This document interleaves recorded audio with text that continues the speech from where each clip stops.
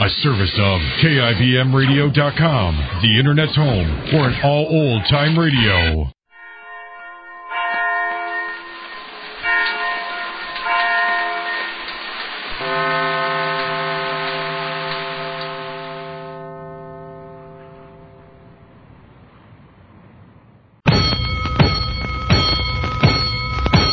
Five bells. Stand by all stations. Attention, all districts. A 5-alarm fire. 5 bells. Move in immediately. That's it. Let's roll. Let's go. Firefighters.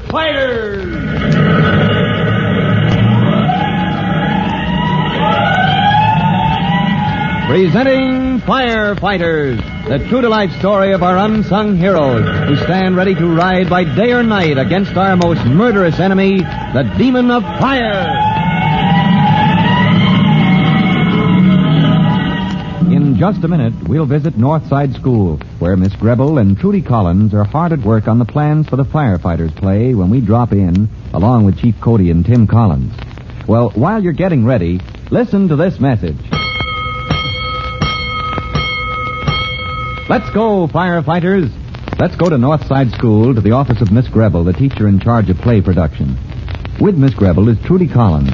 And, as you remember, they have agreed to get together after school to write a fire prevention play scheduled for performance only a few days away. Miss Grebel, only a few hours ago, met Trudy's brother, Tim Collins, for the first time. And now she asked Trudy, "Do you think I was too harsh with your brother, dear?" With Tim? Oh, my goodness, Miss Grebel, when he did what he did to us? Oh, from his point of view, I suppose he was right. Why, Tim practically locked us up right here in this office and wouldn't let us go until, we said we'd get together and write a good play for the Firefighters Brigade. Well, maybe he was right. Maybe it was the only way to make us agree.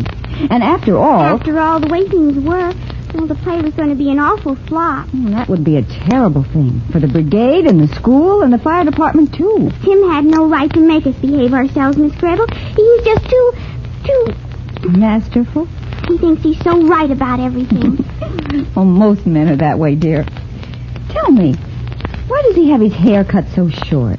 Is that a fire department regulation? Oh, no. He's just afraid it would curl if he let it grow. Just like my brother Jimmy. My goodness, Jimmy would never get his hair cut, Mommy says, if he didn't know it would curl if he didn't cut it. Oh, I was just wondering.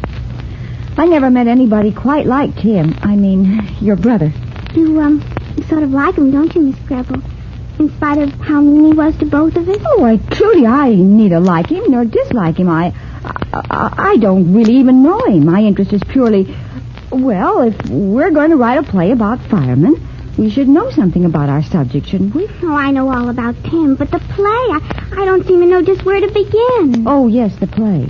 Well, Tim, your brother says that we ought to put in just exactly the things Chief Cody wants to say about fire prevention. But how can we know what those things are unless Tim tells us? Oh, dear, interruption. Come in. You stay right here, Trudy. We'll get to work in a minute. All right. Afternoon, Miss Grebel. Hiya, Trudy. Private Collins. Oh, my goodness, it's Tim again. And Chief Cody. Miss Grebel, I hope you don't mind if we Private Collins, if you'd only be good enough to let us alone so we can write this play, you compelled us to promise we'd write for the... Oh, good grief. I was hoping you'd forget to be mad at me, Miss Grebel, but... Well, anyway, you can't jump down my throat. I brought my bodyguard. Has this young rascal been annoying you, Miss Grebel? He's the most high-handed young man I ever... Oh, you're Chief Cody, aren't you? Yes, I am. And I wanted to thank you personally for the interest you're taking in this fire prevention play, Miss Grebel. With the mayor and the Commerce Club and other important people in your audience, this play is going to be a great thing for my fire prevention campaign. I want you to know I'm very grateful to you. Chief Cody, you see, you've been so wonderful to our children here at Northside School, and, I've heard about you so much, and, And the only reason we're doing it, Chief Cody, is for you, not for Tim. He's getting so masterful, nobody can stand it, even if he is my own brother.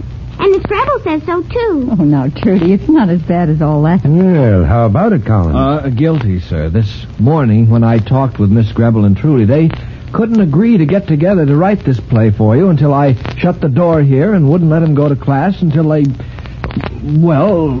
both got so mad at me they consented to work together for you. Of all the high-handed performances. I know, Miss Grebel, so I came here to apologize.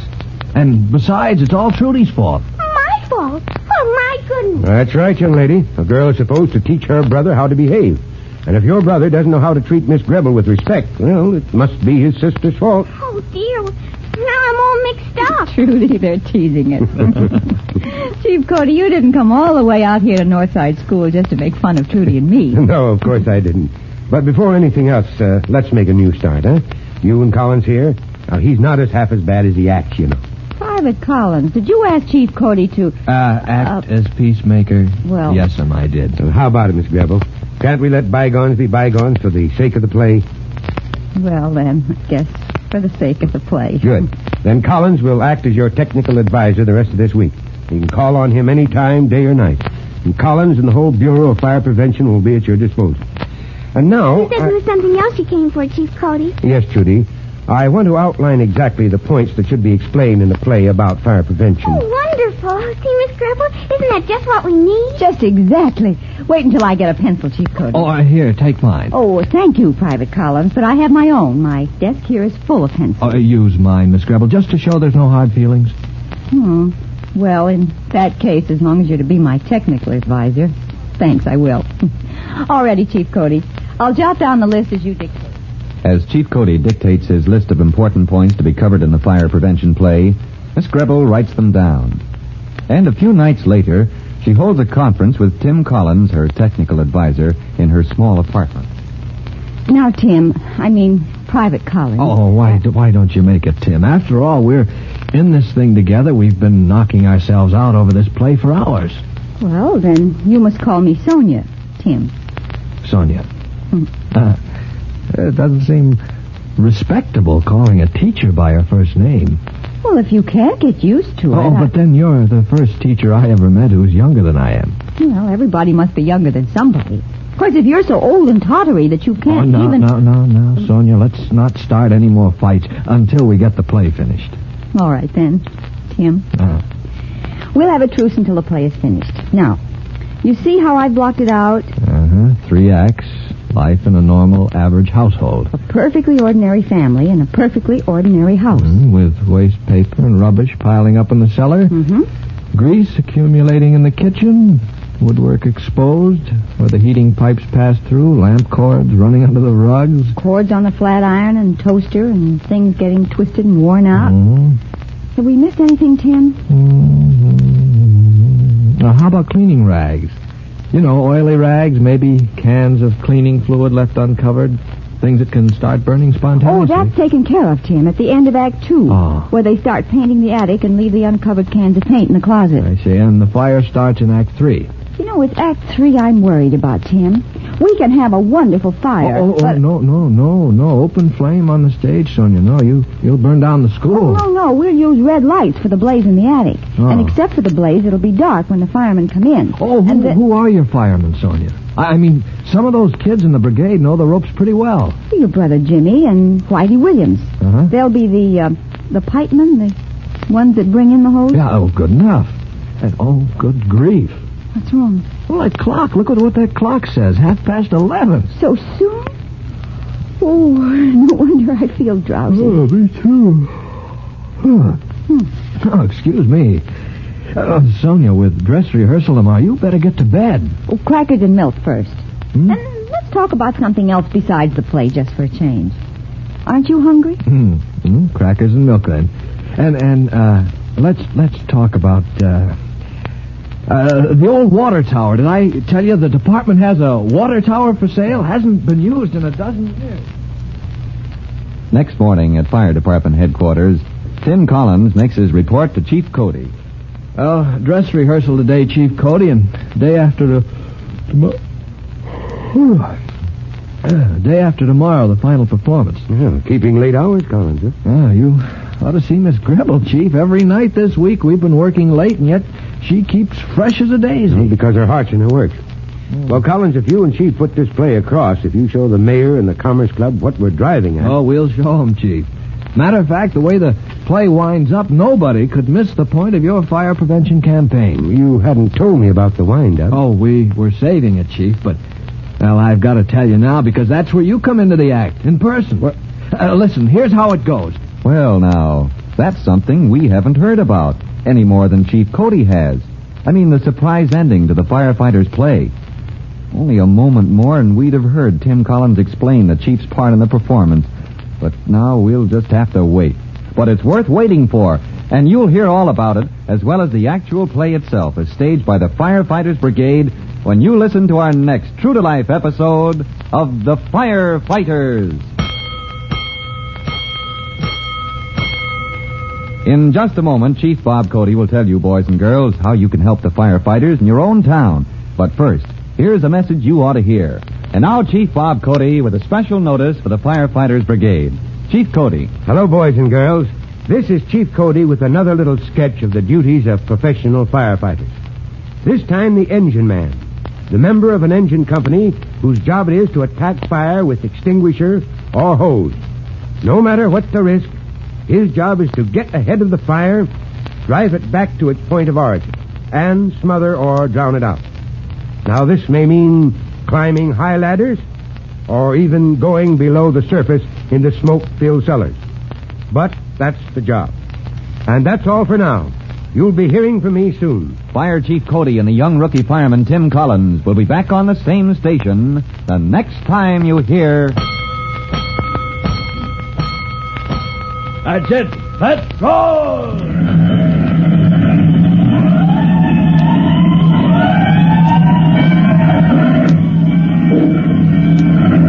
Let's go! Firefighters!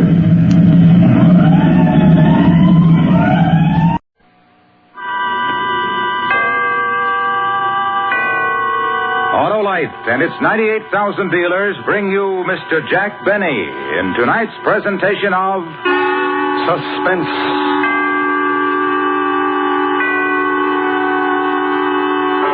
Tonight, Autolite, following a popular trend, anticipates the strange disappearance of experimental rocket ship Y272B. The time, the year 2053. The place, the planet Mars. The star, Mr. Jack Benny.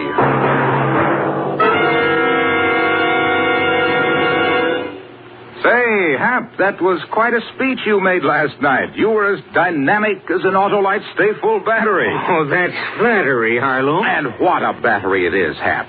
The Autolite Stay-Full is the power-packed pepster that needs water only 3 times a year in normal car use. I was really good, Harlow? Oh, no one could do any better than to visit his nearest Autolite battery dealer, who services all makes of batteries. To quickly locate him, just call Western Union by number... and ask for Operator 25. I'll tell you the name of your nearest Autolite battery dealer where you can get an Autolite Stay-Full. The battery that needs water only 3 times a year in normal car use. And remember, from bumper to tail light, you're always right with Autolite. And now, Autolite presents transcribed Plan X, starring Mr. Jack Benny, hoping once again to keep you in suspense.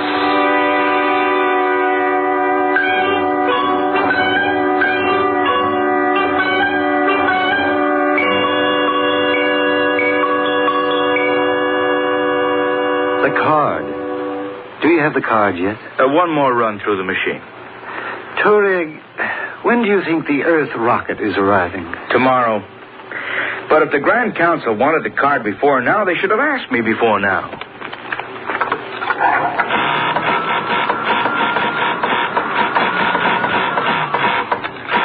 Is that it? Let me see it. Here. 13756. Zeno. Assembly line worker. Atomic escalator factory. Tourig, this is the man for the job? He has the specifications called for. An assembly line worker. Why, it's incredible. Incredible.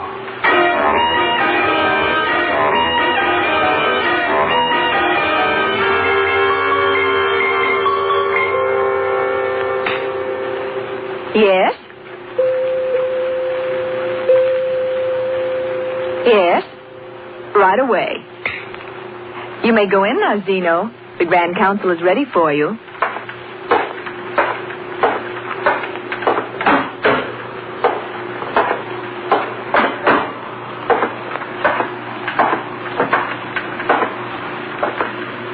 One 3756 called Zeno.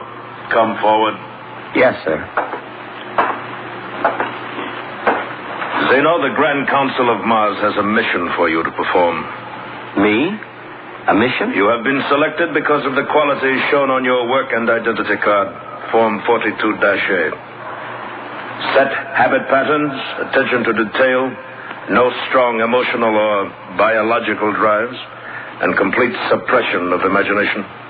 Well, I always pride myself Do not that speak unless questioned, Zeno. The Grand Council has other important matters of state. Of course, of course.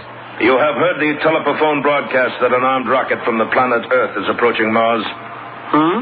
Oh, I did hear something about it, yes. Their course has been plotted as bringing them to a landing on the plain outside the city at 10:14 tomorrow morning. 10:14. You know, I wouldn't mind seeing that. You will see it, Citizen Zeno. Me? You. Well, I'd certainly like to, but I'm due in the atomic escalator factory at 8. I'm on stair treads, you know.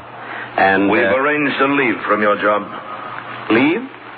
Well, I'm not arguing with the Grand Council, but I've got a pretty important job there, and... 13756, you've been selected to meet and deal with the Earth rocket. Me? You will put Plan X into operation. Plan X? Citizen Zeno, every Martian for the last 50 years has been thoroughly grounded in Plan X, if and when a rocket should come from the Earth. Oh, Plan X. Oh, you see, I thought you said Plan X. Of course. Then you understand and accept the responsibility. Oh, anything to help out. Those assisting you on the mission will be in contact with you. Good. Have the other council members any questions? No, I don't believe so. 13756 called Zeno. You are now officially operating under the provisions of Plan X. Well, thank you.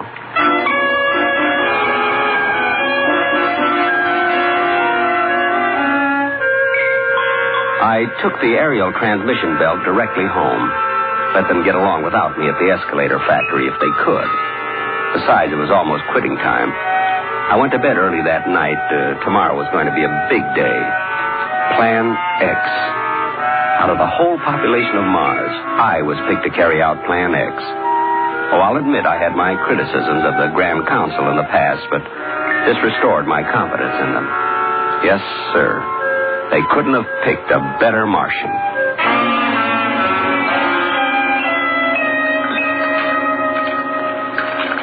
I think I'll have a second cup of Ostrich, Mother. Zeno, you hadn't time. You'll be late for the factory as it is. As I told you, Mother, I'm on leave. Orders of the Grand Council. Oh, yes, of course, Plan X. But will the Grand Council care if you don't get your job back? There won't be any trouble. They couldn't replace me in stair treads, and they know it. Pass the Gorot, will you, Mother? Here. But it's fattening, Zeno. I got a hard task coming up, Mother. I owe it to myself. And you will be careful, Zeno. Oh, Mother, if I've told you once, I've told you 1,000 times. It's just an invasion rocket from that stupid planet Earth. So will you stop worrying? You're just like your father was, Zeno. Too brave for your own good. I am? Well, it's nothing, really.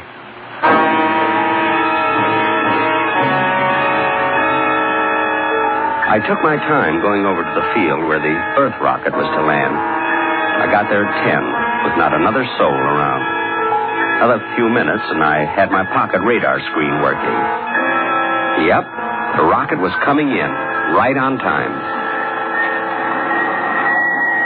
Then I could hear it out in space, and soon after that I could see it, bearing our first visitors from Earth. Gee, I was thinking they must be a brave crew. I almost felt sorry for them.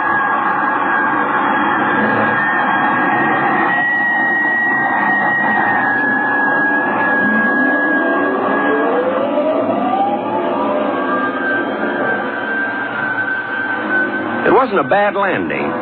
Not the greatest, but not bad. After another 10 minutes, a port in the side of the rocket started to swing open, and I walked over. If I do say it myself, I made quite an impression. Commander, look. Great Scott, what is it? Commander, I think we've met our first Martian. All right. Keep back, everybody. Dr. Fielding and I will deal with it. Him, whatever it is. Hand me the Martian kit, Parker. All ready, sir? Come on, Fielding. Be ready for anything. Right, Commander. I'll try to talk to him. We Earth people, we friends. Friends? We come from out there. Oh, blasted Fielding. I feel like a fool. Let me try, Commander. We bring you presents. Here, we bring you beads, cloths of many colors. Take them. You wouldn't have something a little more conservative? Fielding. He speaks Esperanto. Incredible. Incredible. Gentlemen, welcome to Mars. It's almost as if he was expecting us. Oh, yes, for some days now. Ever since you left Earth, as a matter of fact. You hear that, Fielding? Commander, we may very well be in the presence of a superior race. Well, thank you. You say you expected us? Everyone expected us? Oh, certainly. But you're here alone. Yes.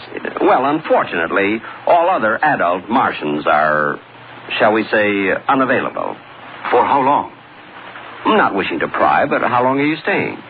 Well, they've taken to the hills, have they? No need to be afraid of us. No need at all. There's no one in your city over there? Mainly unavailable. But I'll be glad to show you around. Martian hospitality, you know. Amazing. Can we go right away, Commander? I'll get Connie. You can call her, Fielding, but we don't want to blunder into a trap. All right, men. All in. Parker, take 3 men and stay here for rocket guard. Yes, sir. Ready, Fielding? All set, Commander. Connie, I want you to meet our first Martian. Dr. Fielding, I don't believe it. Miss Morrison, this is, 13756, called Zeno. Miss Morrison, this is Zeno. How do you do? Well, how do you do? Incredible. But he's almost handsome in a strange way. And he speaks our language. Maybe a trick of some kind. Expedition force, on to... It's a little difficult to pronounce. On to the city.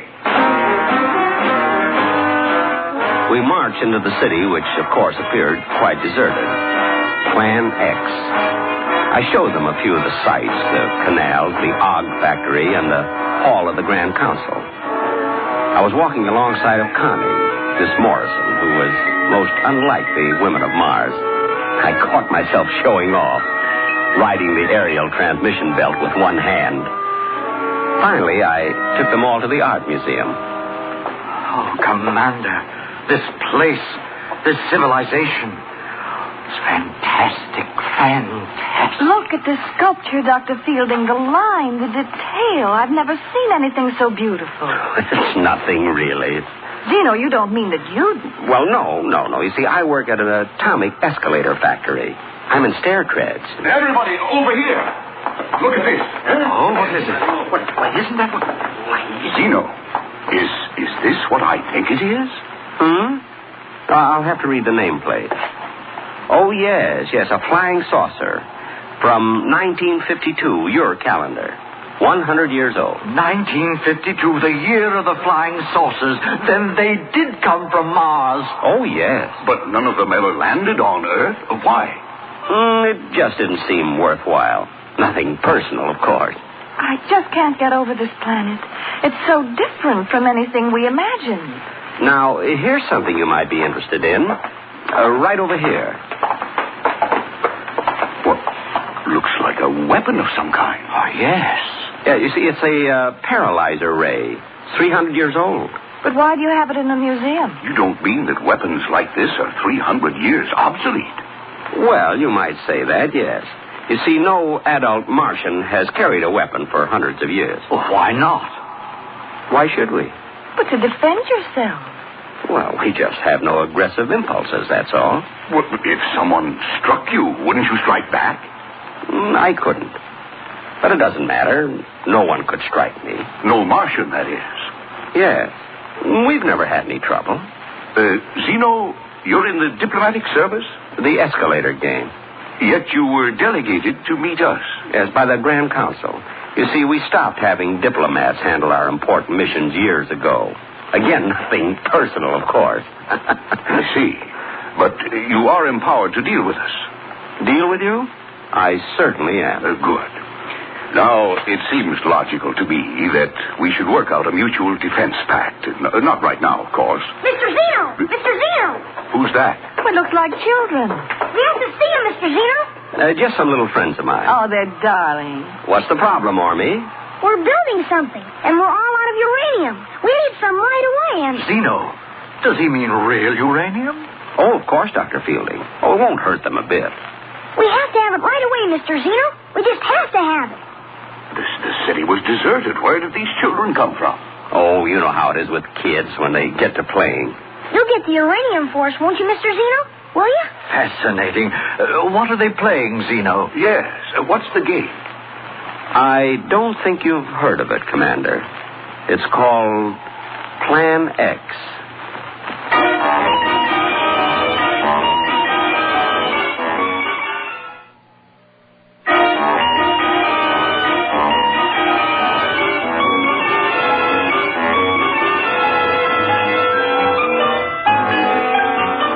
For the next week, I showed the Earth expedition around the city, signed a few treaties, and had several long conversations with Miss Morrison. Well, not too long, but I felt we were building a solid friendship. It was too bad it was coming to an end.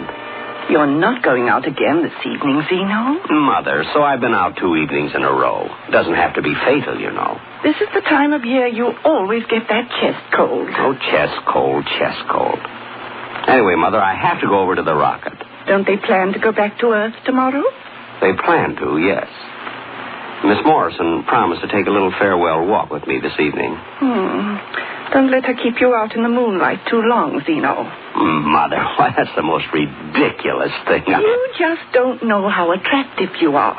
Now, Mother, Miss Morrison and I are merely friends. And to think of anything beyond that is just... Mr. Zeno! Mr. Zeno! We're almost finished the game, Mr. Zeno. Good. All finished, Army? Just about. It's tomorrow morning at 8:45, isn't it? 8:45. Anything else you need, Army? I mean, any more uranium? No, I just wanted to make sure it was 8:45. Well, see you in the morning, Mr. Zeno. Goodbye, Mrs. Zeno. See you in the morning, Army. Such a cute little fellow, Zeno. And smart. Is he? Mother, you have no idea.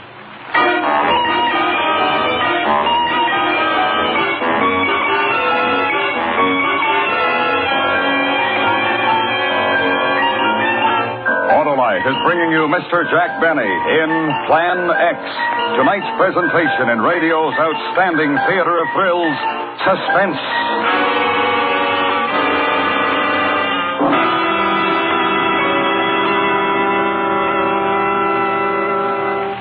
Say, Harlow, do you like to make speeches? Sure, Hap, especially about the Autolite Stay Full battery.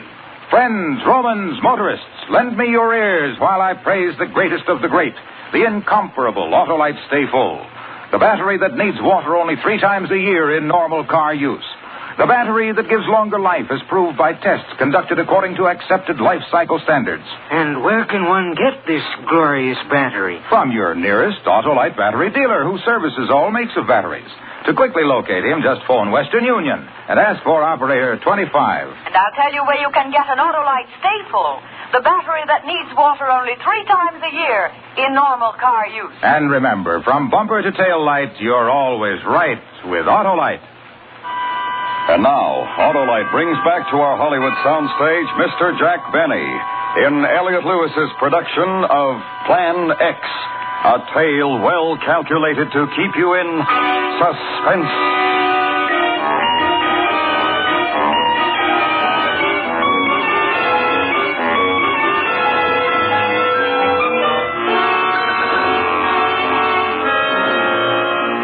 The Earth expedition was camped beside their rocket, getting ready for takeoff the next day. Connie, Miss Morrison, waved when she saw me coming. I waved back, and she smiled at me, and I smiled back. It was a beautiful evening. We walked out over the plain, Connie and I, and then we sat down quite close. Connie lit a cigarette, and I opened up a package of Gurkhag. Zeno. Yes, Connie. Miss Morrison. Connie. How is it you're not married, Zeno? Don't Martians believe in it? Oh, definitely. But there's Mother and... And what? Connie, you don't find me a little bit strange? You mean because you're a Martian? Not exactly. You see, even to Martian girls, I'm a little bit strange. I find you very attractive, Zeno. Really? You're from a superior race? Well... The commander may not see it, but Dr. Fielding does, and I do. Your civilization, your culture, and you... Actually, I'm... What are the other Martians like? You know, I seem to feel there are people all around watching, waiting, and yet we've seen only you. And the children, of course. Yes, and the children. They've been playing around the rocket all day. Yes. Zeno, what'll happen to this planet, this beautiful planet, when the next Earth rocket comes? And the next one? Connie. I'd almost like to stay here. Or I wish we'd never come. None of us. Connie, there's something What, Zeno? What is it? It's just that it's getting cold. Maybe we better go back.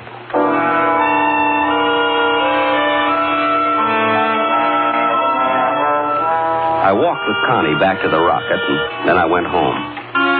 There was a message on the autophonopad. The Grand Council wanted to see me at once. You sent for me, gentlemen? 13756 called Zeno. You are nearing the completion of Plan X. I hope my work has been satisfactory. You were selected for certain qualifications, Zeno. Set habit patterns, attention to detail, no strong emotional drives. I remember, yes. You have assumed a responsibility based on those qualifications. I suppose you might put it that way. Are you still prepared to discharge that responsibility? Well, I think you might as well know that it's been my criticism in the past, as well as that of a lot of other taxpayers, that the Grand Council interferes entirely too much in the private lives of, well, what I mean to say... Are you prepared to discharge your responsibility?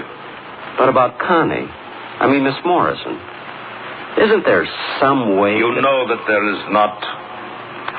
Well, I suppose not, no.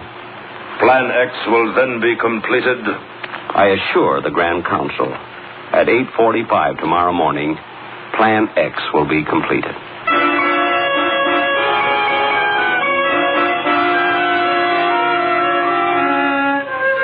I didn't sleep well that night, and Mother was worried when I hadn't any appetite in the morning. She thought it was the start of one of my chest colds. Purposely, I didn't go out to the rocket until almost 8:40. They were blasting the motors, getting ready to take off.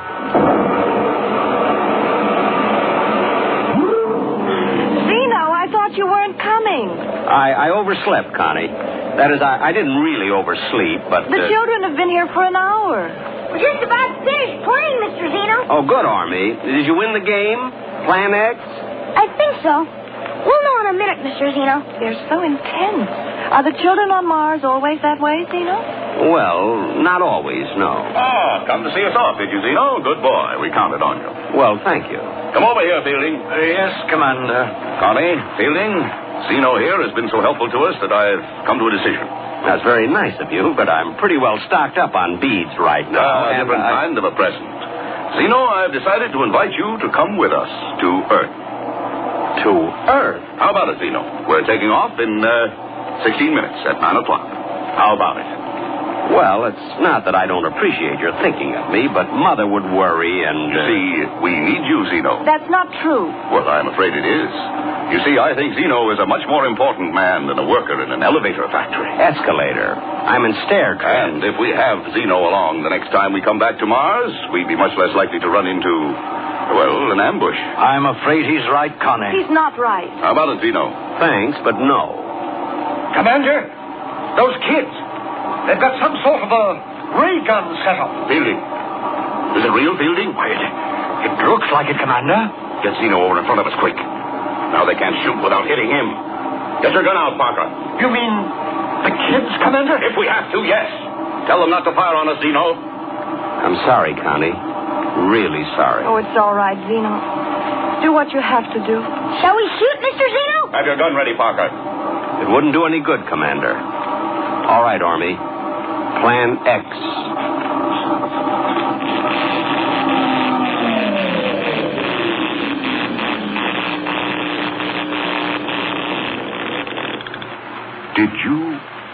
Did you fire, Parker? Me, sir? Fire a gun? Why, I couldn't do a thing like that. No, of course you couldn't. I don't know what made me ask. The rocket, its motors have stopped. Its motors have stopped, Commander. Well, we aren't going anywhere, are we? Someone said something about going back to Earth. Back to Earth? Oh, no. Of course not. Everybody all right? What happened, Commander? What happened? Nothing, really. It's just that Ormy and his little friends built a maturity ray.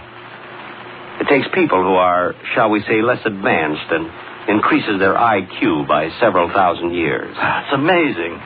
Child's play.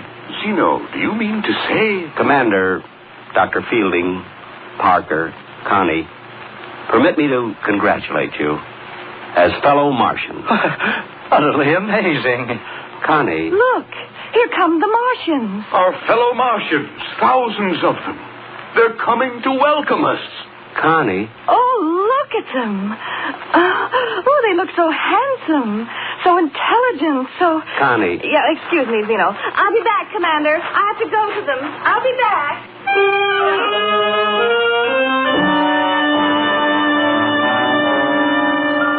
Well, she did like me for a while. Before Plan X. But she did like me. Even just for a while. That's something, isn't it?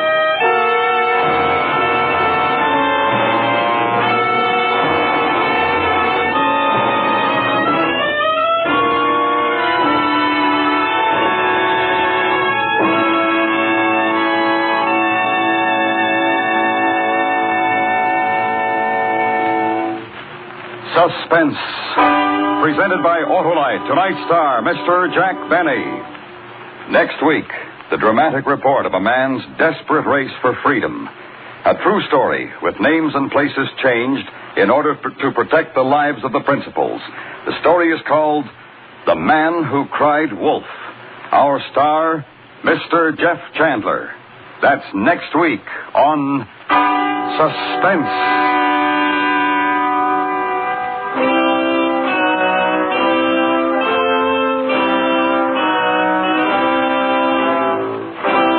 Suspense is transcribed and directed by Elliot Lewis, with music composed by Lucian Morowick and conducted by Lud Gluskin.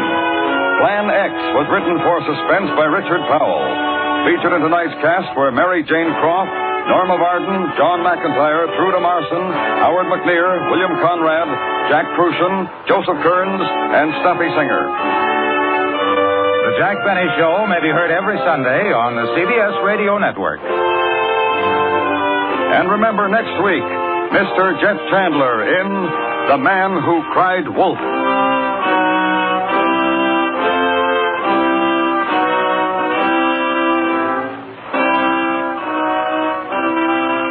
This is the CBS Radio Network.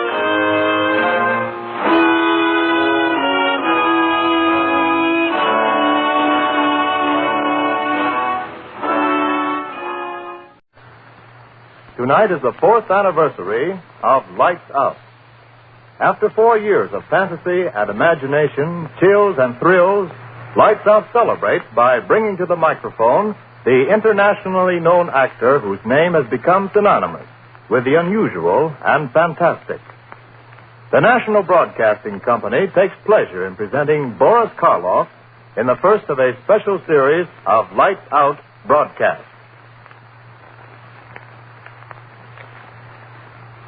Lights out, everybody.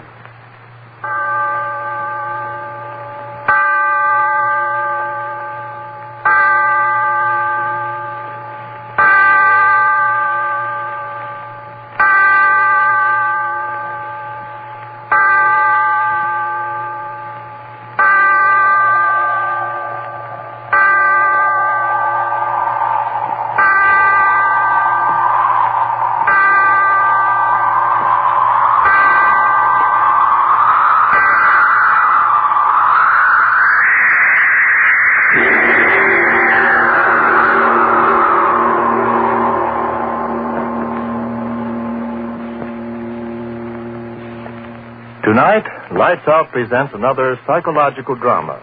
A play in which the principal part is taken not by the character himself, but his thoughts. The voice you are about to hear is that of the thoughts of one Darrell Hall, accused murderer, sitting in a courtroom awaiting the return of a jury which is to decide whether he is to live or die. And as he waits, the thoughts in his mind seethe and swirl. Seethe and swirl. Seethe and swirl. Not guilty. Not guilty. Guilty. Father in heaven, why don't I stop thinking those words? Words those jurymen are saying. He's guilty. He's not guilty. He's guilty. Not guilty. Guilty. Not guilty. He's not guilty. No, I've got to stop thinking of what's going on in that room. The jurymen. I've got to stop thinking of them. I've got to keep my head clear. I've got to figure things out. When did all this start? Yes, I remember. That night, Wayne and I were sitting in my room, talking about dreams. I remember he said... Oh, come on, Darrell. Don't expect me to believe that one. Well, I'm certainly telling you the truth. A fellow with your imagination wasting his time teaching biology to a bunch of co-ed nitwits. No, sir, you should be writing fiction. I assure you, my dear Wayne, I've told you the truth. You're really serious? Of course I am. You actually mean that in all your life you've never had a dream? Never. Not even when you were a child? To my knowledge, I've never had a dream in all my life. Well, how do you like that? I like it very well. I close my eyes, oblivion, and then I wake up. No nightmare hangovers for me, Peg. Now, wait a minute, Darrell. Let me get this straight. You mean you've never even had a dream after, eating a Welsh rarebit at midnight or surrounding a dozen green apples or anything like that? Believe me, Wayne, I've never had a dream of any shape, form, or description in all my life. A dream to me is just a word. Something that happens to other people, but not to me. But everyone must dream. Well, perhaps. But it just so happens that my subconscious doesn't work that way. I tell you again, I have never dreamt. Well, what do you know about that? Just unbelievable, I tell you, unbelievable. Yes, that's what he said. Unbelievable. It was unbelievable that I'd never dreamt. Then after a while he went away and left me there. It was early evening. But I remember that somehow, strangely, I was very tired. I sat down in the easy chair. Oh, I was so tired. I closed my eyes. I slept. And then it happened. A strange murmuring in my head. Yes, that's how it started. A murmuring as if in warning. And then in the darkness around me, strange faces lifting and falling. White faces. Faces without hope. Their eyes full of horror. Their white, bloodless lips pleading wordlessly in a way that made the heart in me cry out in pity. And suddenly, I knew I was asleep and dreaming. Yes, dreaming for the first time in my life. And these faces I was seeing were things out of a dream. And even as I knew that, the dream was gone. Blackness. And yet I knew that I was still asleep. And I had a terrible feeling of foreboding, of a horror to come in that dream. What? How? I didn't know. But I wanted to stop sleeping. I wanted to open my eyes quickly before. And then I saw her moving slowly toward me out of the darkness that was my dream. At first, a white, wraith-like thing. And then I saw it was a woman. Yes, the body of a woman, but the face. Father in heaven, that face. Gross, unclean, thick, bestial brows, wrinkles of venery, the lecherous writhing of thin crimson lips that lifted from teeth, bright and pointed, and flecked with blood. Yes, a glorious body, and a face from hell. Closer. Closer to me. And then she spoke one word. Kill. Yes, that's what she said. Kill. And as she said it, she moved closer. Her hands went out, her eyes. In my dream, I screamed. I awoke. I remember, just at that second, the clock on the mantel began striking. 5, 6, 7. Thankfully, I counted each chime, since the hearing of it meant that I was awake out of the horror of that dream. When the clock had stopped chiming, I sat there. My one thought was, if this be dreaming, let me never dream again. I heard a sound. What was that? I sat still, afraid to move. And then I laughed. It was my own heart. My own heart, still pounding with fright at what I'd seen in my first dream. Oh, why do I sit here thinking of what has been? The jury in there. They've got to hang me. Free him. They've got to hang me. Guilty. Hang him. Free him. Free him. Free him. Free him. No, I mustn't think of that. Better to keep my thoughts on how it all started. Better to figure things out. Where was I? Ah, yes. Sitting there, listening to the beating of my heart, thinking of the horror of that dream. And then, suddenly, that strange, wordless murmur I had heard in my dream was whispering in my head again. Quickly as it began, it was gone. How could this be? I was awake. Awake. This was no dream. Then why had I heard that wordless entreaty? That same sound that had come from those miserable white faces that had floated before me while I slept. Why? Why? I heard it. Sound behind me. Oh. Why, yes, my friend Wayne. Must be he. Come back into the room, standing behind my chair, thinking I was asleep. I turned round and said, Wayne, is that you?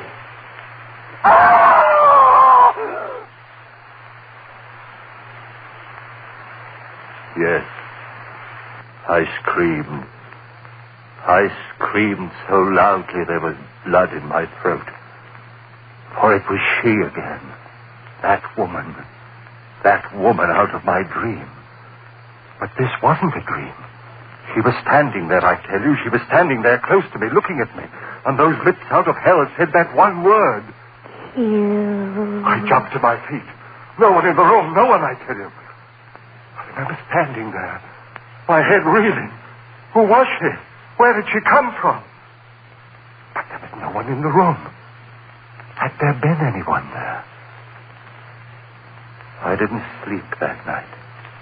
But by morning, yes, by morning, I had it all figured out. 2 dreams. That's what it had been. And the second had been more vivid than the first. Why, of course. I'd never dreamed before. So, of course, my first dreams would seem reality. How easy it was to quiet the unrest in my mind. Easy to make oneself believe what one wants to believe. And yet, some measure of uncertainty remained with me. And Mary saw it in my face when I had dinner with her that night.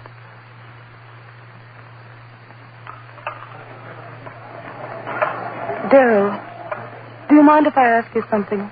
What a question. Of course not. Is there something wrong? You mean with the dinner? Well, you know, this is my favorite restaurant. With you, dear. Has something gone wrong at the university? Why do you ask that? The worry in your eyes. Oh. What is it, dear? Oh, it's nothing. It's nothing important. You changed your mind about loving me? Mary. Then tell me what it is, please. All right. It's really nothing to concern yourself over. Just a dream. Dream? Darryl, you dreamed? Yes. Last night. How How marvelous. Now you're normal even when you sleep. That's right, isn't it?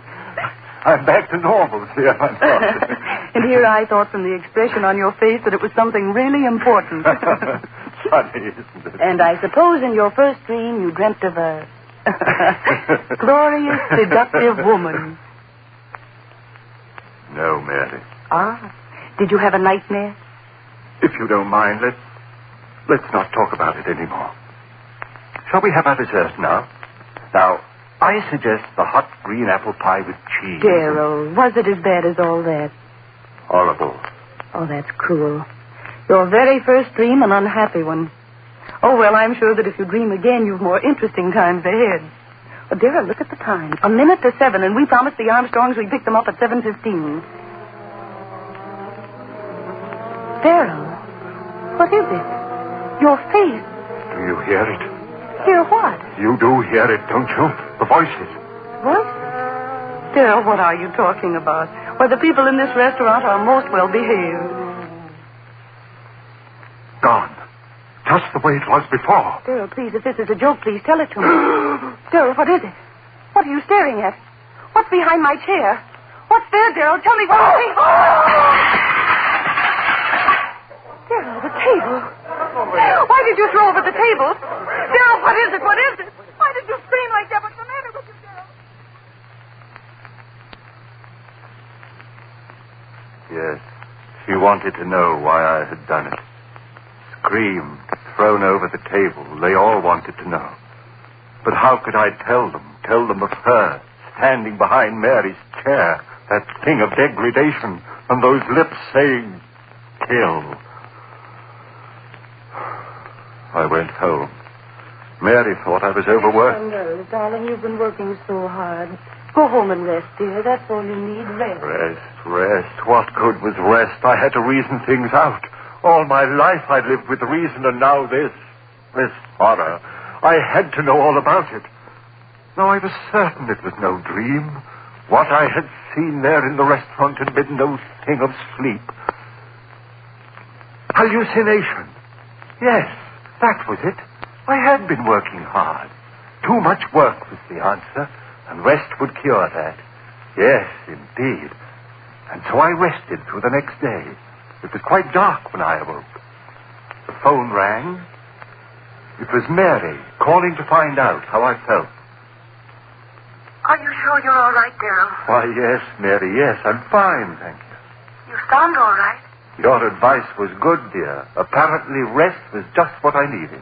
Then go along back to bed. I'll talk to you tomorrow. All right, dearest. Thanks for calling. Goodbye, Darrell. Sleep well tonight. I hung up the receiver.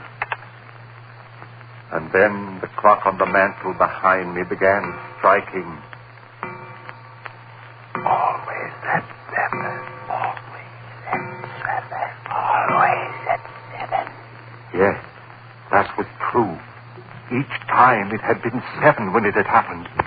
And then, with the last chime of the clock, I realized it was 7 again. 7. Would I see her again? I stood there, back against the wall, waiting. So quiet, I could hear the clock ticking away the seconds. Would it happen again, this hallucination of mine? I waited. I heard no pitiful murmur of voices. Just quiet. So dark in the room, I could see the shadowy emptiness of a chair near the other wall. And then the chair was no longer empty. There was someone in it. I said, "Who's there? Answer me, who's there?" No answer. The strange darkness in the room. Deeper and deeper, I could see nothing, and then 2 swirling pools of flame led right. Closer and closer. I stood there, I couldn't move. Rumbling began in my brain. Fear, I tell you. Fear tearing up my brain louder and louder while those red circles of light came closer and closer. Father in heaven, what was it? What?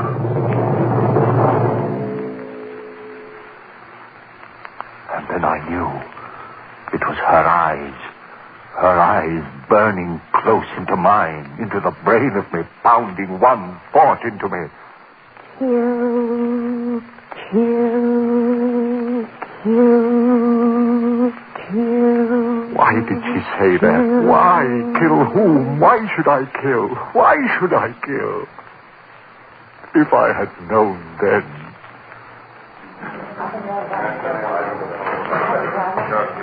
The jury. They're coming back. The verdict. What? No, not yet. Still out. Oh, they've got to find me guilty. I've got to hang. I've got to. If I live. Oh, but I mustn't think of that. I must think of what happened. Where was I? Ah, yes. That woman. Her eyes pounding that word into me, and then gone again.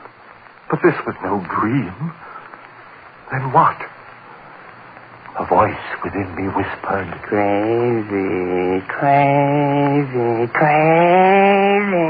No, I was thinking. That horror was real as the breath in me. And with that realization, the coldnesses of a wind blew around me and clutched at my heart. For if she was reality, somehow I knew that I was lost. And so it began. Night after night, at the stroke of 7. First, that wailing dirge of those lost souls. And then her writhing lips. Kill, kill, kill, kill, kill, Kill. Father in heaven, the words began pounding in my head so that even when she wasn't there, I heard them. I hid in my room. I didn't go out. People would see this madness that had come over me. I went nowhere. And soon I knew that they were talking of me. I tell you, I don't know what's come over Darrell. Hides in his rooms, won't even talk to me. Something's wrong there. Mary. Please, Darrell, you've got to let me see you. This talking over the phone, oh, darling, what's wrong? What's wrong? Night after night, the horror of... And the greater horror of... Kill, kill, kill, kill, kill. Mary pleaded with me. Dear, if you love me, please let me see you, talk to you. Come over to my house tonight. Oh, please, Darrell, perhaps I can help you. Please, darling, please. I didn't want to go, but I went that night. Perhaps she could help. Yes. Help me understand the madness of those wailing voices and drifting white faces. Understand the horror of that woman and that maddening word. Mary, so understanding, so gentle, she could help me. Clear my head of the madness. Oh, Darrell, you're here at last. Mary, help me.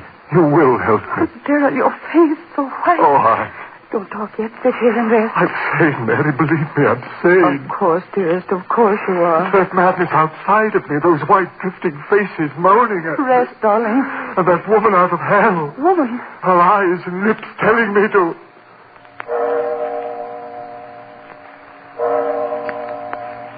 The time. The time. What time is it? It's 7. Darrell, what is it? I've lost track. I've got to get out of here. Darrell, don't. Wait. Don't go. Too late. Darrell, what is it? Too late. Late. You hear them, don't you, Mary? I'll go call a doctor. Listen to them.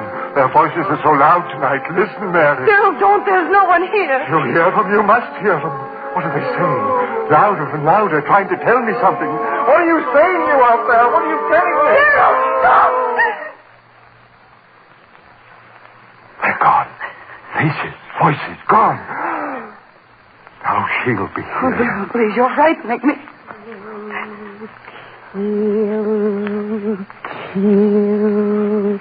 Kill. You hear her, Mary? You hear her? No, Darrell, please. Louder and louder and louder. I hear her. Sing out of heaven, go back like this. Make her stop, Mary. Make her stop. Stop it. She devil, you. What do you want of me? Stop it. Stop it. I can't stand it anymore. Kill.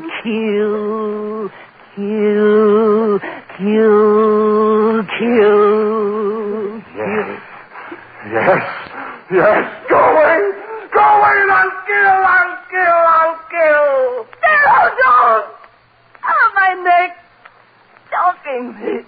They'll know. Kill.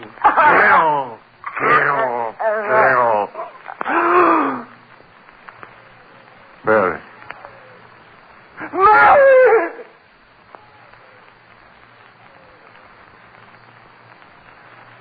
Yes. I had killed her. My sweet, gentle little Mary. Killed her with my own hand. I opened my hand. She fell to the floor. I went out into the street.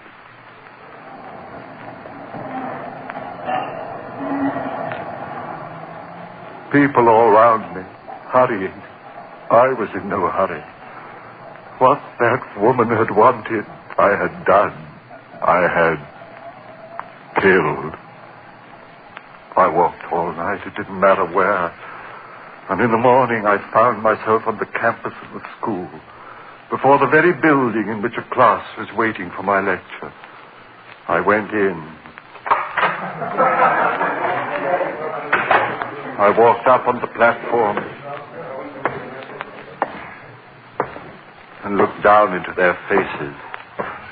I said to them, "Ladies and gentlemen, my lecture for today will be on the subject of the selective factor in the evolutionary..." I stopped.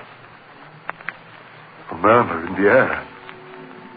Those voices again. But it was broad daylight. I'd never heard those voices in daylight before. What did they want of me? What were they saying? There was a strangeness in their pitiful voices. Yes, like a dirge of tears and sorrow for someone. For me, yes, for me. And then, her voice, laughing, triumphant. Then I understood. For the first time I understood everything. She had triumphed over me. That was why those lost souls were wailing a dirge over me. I was hers forever. I turned and ran out of there like a madman. Ran, and as I ran, those voices of the damned were talking to me. As we are doomed. No. We listen to her and now you are one of us. No peace through all eternity. For those who murder. All eternity. I covered with my ears and my hands I ran. No use. I heard them. Only one hope for you, man. One hope. Expiate your crime. On the gallows. Pay for what you have done. On the gallows, and you shall have one hope, man. One hope.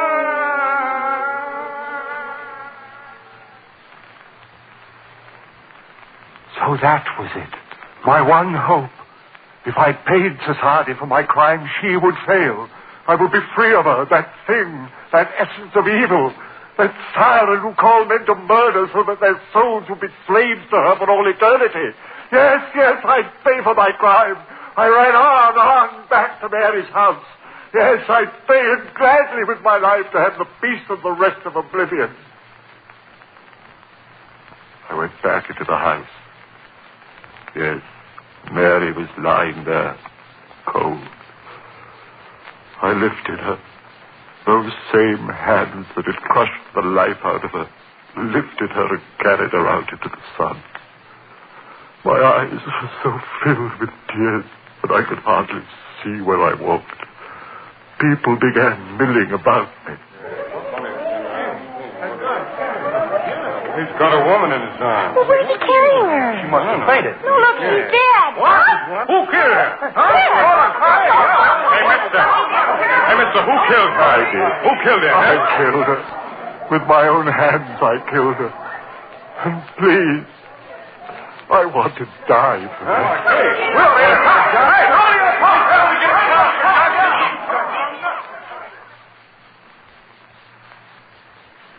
And then the trial. My friends, they wanted to save me. Clever eternities, sanity commissions, and twists of the law. But I wanted to die. I tell you, I had to die. If they set me free, if I lived and died as most men die, the death they call a natural one, then she would have me. No. I want to hang by the neck until dead. I want that noose around my neck, the trap beneath my feet, the jailer pulls the switch. My feet dancing in air, the noose strangling me as my hands strangle Mary. Pay for my crime and I'll be free. Free of that horror with the writhing lips and blood-stained teeth.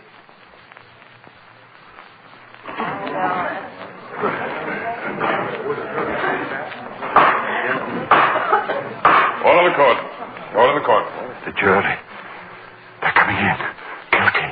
They've got to find me. Gentlemen of the jury, have you reached a verdict? We have, Your Honor. The clerk of the court will read the verdict, please. We, the jury, find the defendant guilty of murder in the first degree. Guilty? You hear that, you thing out of hell? Guilty! Hang me for the neck till I'm dead. I'll be free of you. I'll have peace. You fail, you feed you. I'll see to my crime. You'll never get...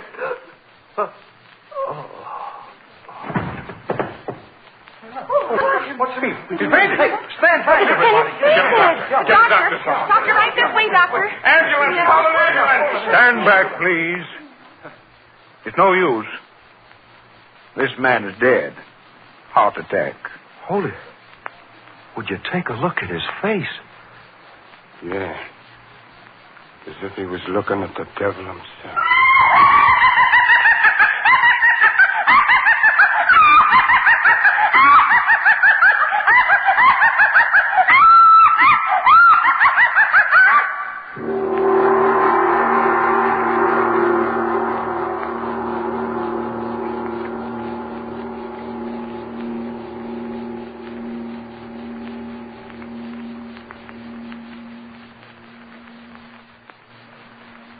Ladies and gentlemen, you have just heard the first play in a special series commemorating the 4th anniversary of Lights Out and starring Boris Karloff. Next week, Mr. Karloff will appear in another new air drama by Arch Oboler, a play suggested by the Sibelius musical composition, Waltz Triste. It is a story of death and a revenge beyond death. Listen to Lights Out with Boris Karloff.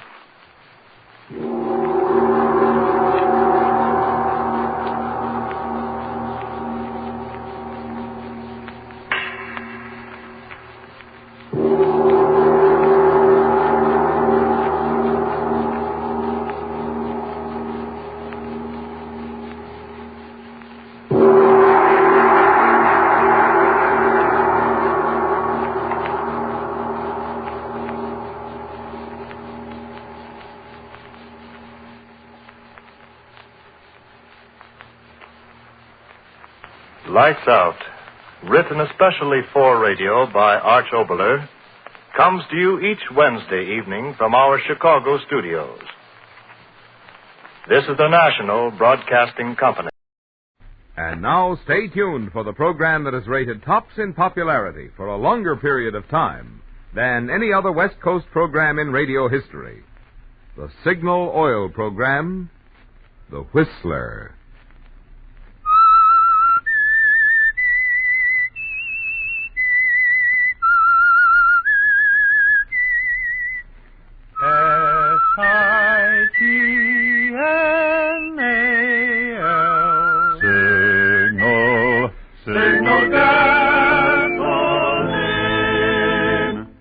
Signal, the famous Go Farther gasoline, invites you to sit back and enjoy another strange story by The Whistler.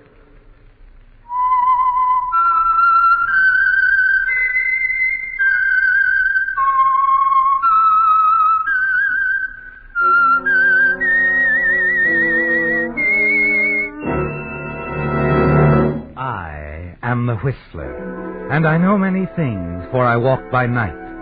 I know many strange tales hidden in the hearts of men and women who have stepped into the shadows. Yes, I know the nameless terrors of which they dare not speak. And now for the Signal Oil Company, the Whistler's strange story. You can't trust a stranger.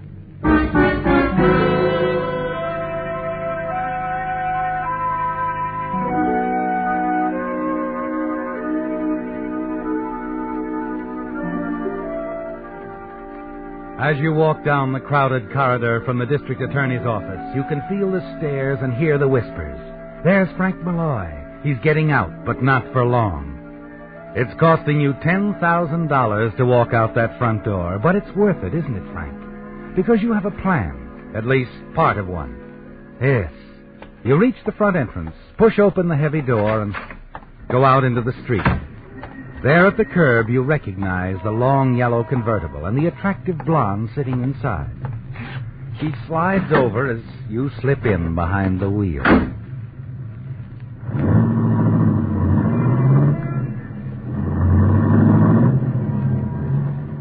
In again, out again. Yeah.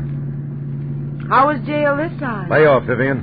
From what I read in the papers, they're going to put you away for a long, long time after the small formality of a trial. Well, don't believe everything you read. I'm not going on trial. You aren't? No. I'm not going to be around long enough to give him a chance. You're going to jump bail. That's exactly what I'm going to do. You'll lose your $10,000 bond. Doesn't matter. I've got plenty, and it's put away where I can get at it in a hurry. Where will you go? We're going together, baby. I'm ready, Frank. I don't know how or where we're going, but we're getting out of the States. We can beat it to Havana and then maybe South America. I'll get a divorce and we're all set. We've got enough money to last us the rest of our lives. That sounds wonderful, but how do you expect to get away? The moment they miss you, they'll be watching for you everywhere. Yeah, I know. DA wants to see me in a couple of days. So whatever we're going to do, we're going to have to move fast. Well, we can't just take a plane or a train. Before we start running, Frank, we have to think of something, some kind of plan. Yeah, I know. What about a private plane and pilot? Let's find out about it right away. No. There's something else I've got to find out first. What do you mean? I'm going out to the ranch. I'm going to see my wife. You're going out to see Martha? That's right. Why? Vivian, didn't you ever wonder how the district attorney got hold of all my records and books that I kept? Do you think I sent them to him? Do you think I wanted the smoothest gambling syndicate in the state to come crashing down around my neck? No, but somebody else did. It had to be somebody I trusted, somebody close to me. I want to be sure it wasn't Martha. But, Frank, don't you... And they have enough on me to put me away for 20 years. I want to know where they got it. Oh, Frank, what difference does it make now? All that matters now is getting away. We'll get away, baby. Don't worry. But first I want to see Martha. I just want to know.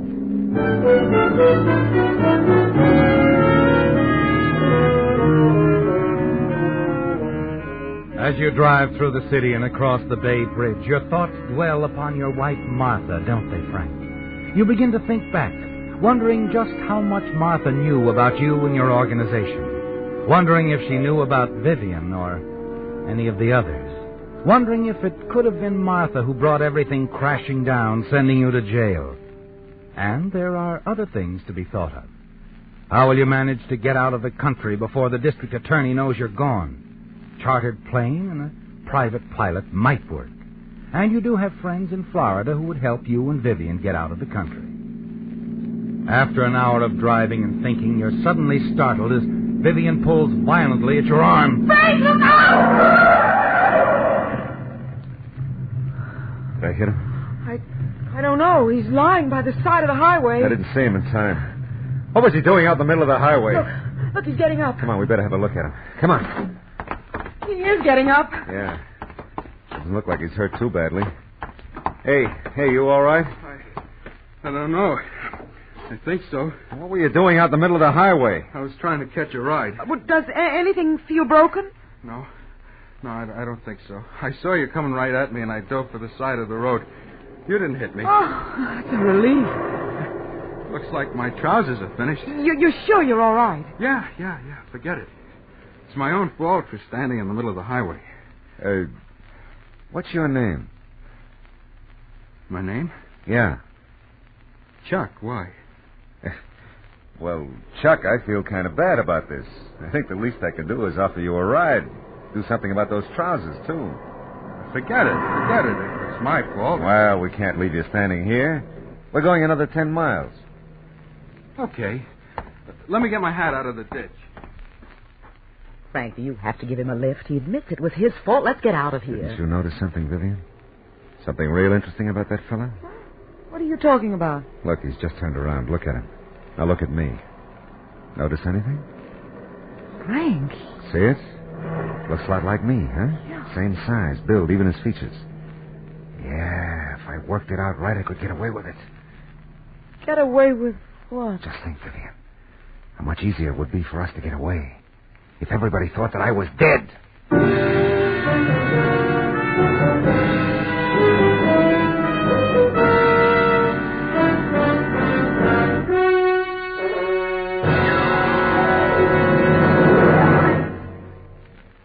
If you really want to protect the money invested in your car, then the motor oil for you is Signal's amazing new heavy-duty oil that reduces engine wear 50%.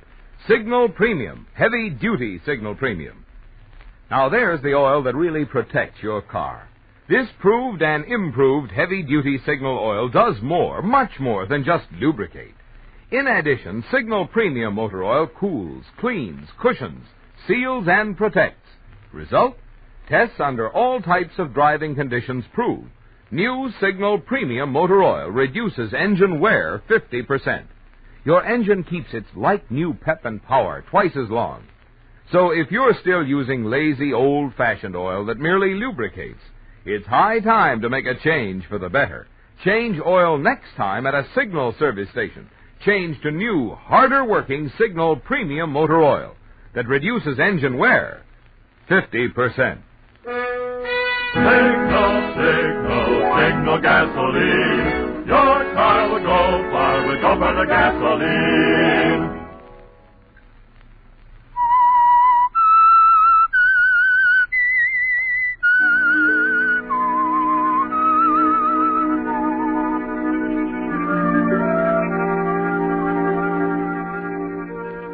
Almost every piece of the plan seems to fit together, doesn't it, Frank? If the police thought you were dead, you and Vivian could take your time about getting out of the country. You could go knowing they weren't watching for you. You study the man whom you almost hit on the highway, and already you're planning the last few hours of his life. I'd be real nice to him, Vivian, and get him to talk about himself. We have to find out as much about him as we can. You just leave it to me, Frank. Okay. All set, Chuck? Yeah. Let's go then, huh?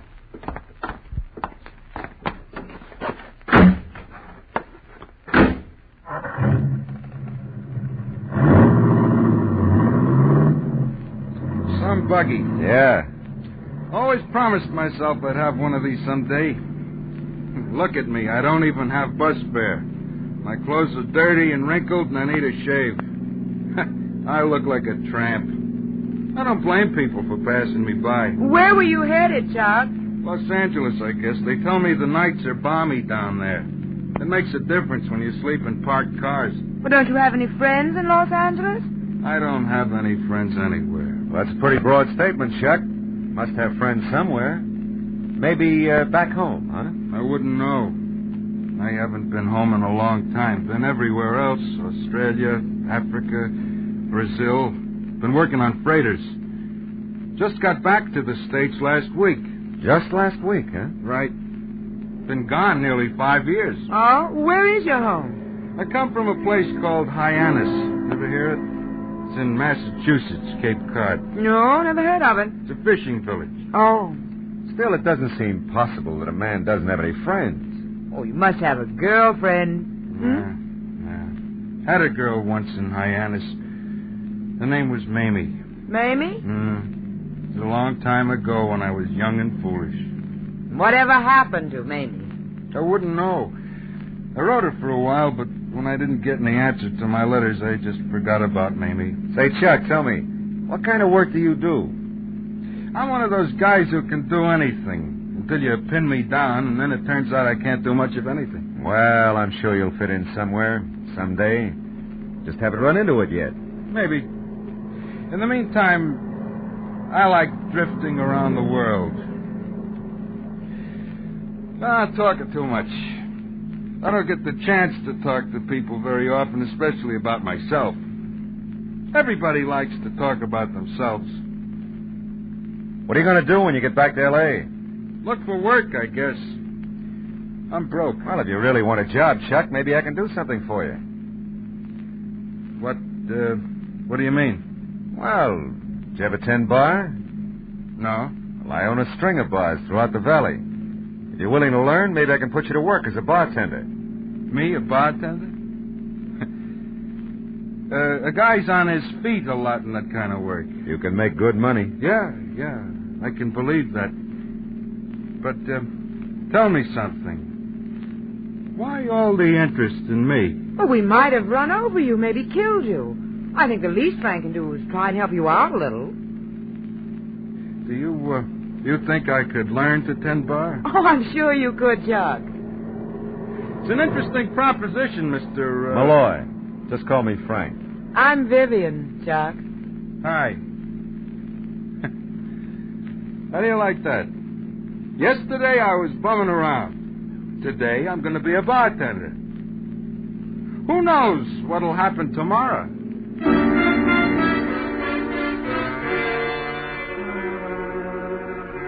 You know, don't you, Frank? You know exactly what's in store for Chuck tomorrow. As a matter of fact, you wonder if he'll even be alive tomorrow. Because now you're certain that he will do fine as a part of your plan. No one knows about him. No one even knows where he is. No one would miss him if he disappeared. He assured you of that. As you turn off the main highway toward your small ranch, you already have the first stages of the plan ready. You stop the car at the gate. I have to take care of some business here, Chuck. You go with Vivian. She'll put you up for the afternoon. Whatever you say, boss. Take him to my apartment, huh? Here's his key. I'll call you. When? As soon as I've made the arrangements we were talking about. Will they take long? No. Everything will be taken care of by tonight. Tonight? Yeah. And take good care of Chuck, huh? Make him feel at home. Now, well, we'll be at your place. You call me. I'll call you. Well, I'll see you later tonight, Chuck. Sure thing, Mr. Malloy. Bye, baby. Bye.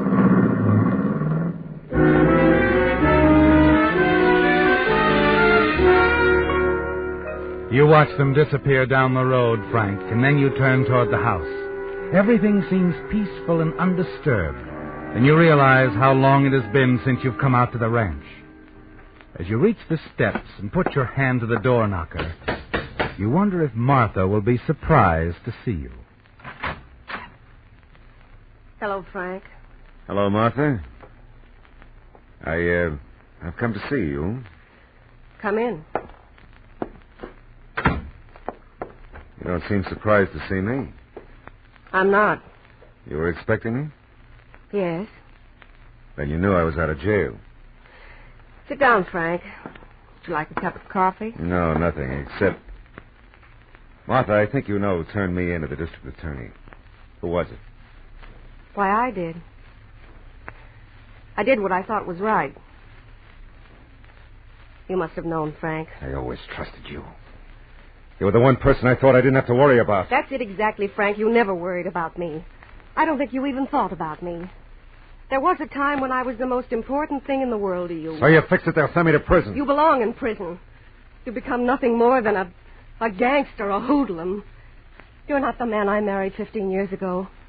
Little by little, I watched you change. You began to make money, lots of money. And along with your money, you gained power. The more you got, the more you wanted. And anything you couldn't have, you destroyed. What did you expect to do? Own everything and everyone someday? But to turn me in like that, I had to stop you for your own sake, and I did it the only way I knew how. I cried for months because I knew the only way to stop you was to call the district attorney. I did what I thought was right.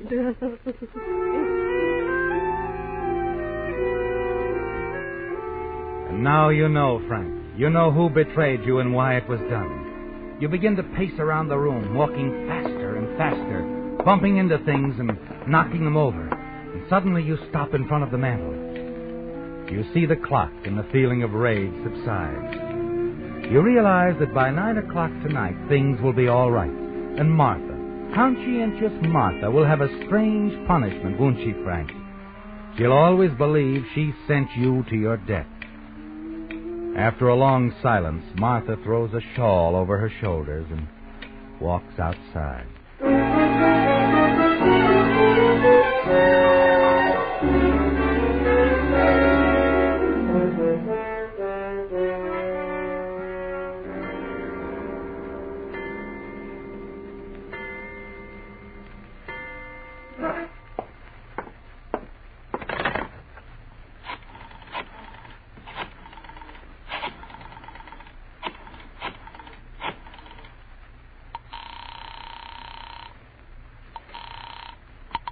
Hello? Frank, Vivian. Everything all right? Yes, I've been listening to the story of Chuck's life. Seems his girlfriend, Mamie, was quite a gal. Now our bartender's in the other room practicing with your liquor. Good. Now listen, Vivian. Get one of my suits out of the closet and give it to Chuck. Have him shower and shave and put the suit on. We're going to a party. I understand. Tell him you're meeting me at one of my places up at the lake. Leave my apartment by 8:30 and drive up on Skyline Drive to Mountain View Club. Now don't stop anywhere. When you get there, wait in the parking lot and back. Be there by 9 o'clock. Clear? Clear and simple. What exactly are you planning, Frank? Like I said, a party. I see. Good. Are you sure you've got it all? We'll see you at the party at 9. At 9.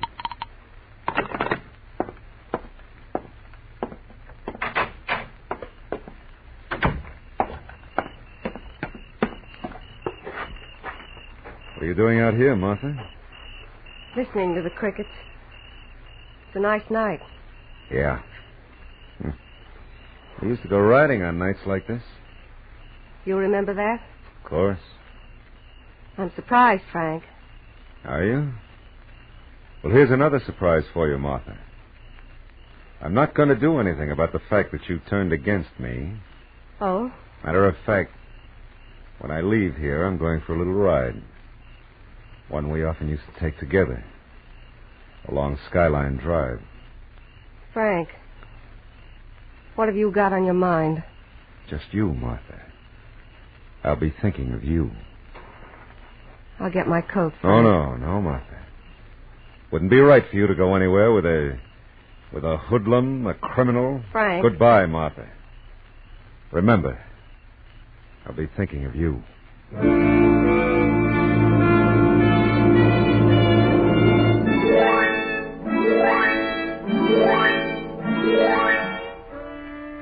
The expression on her face, in her eyes, delights you, doesn't it, Frank?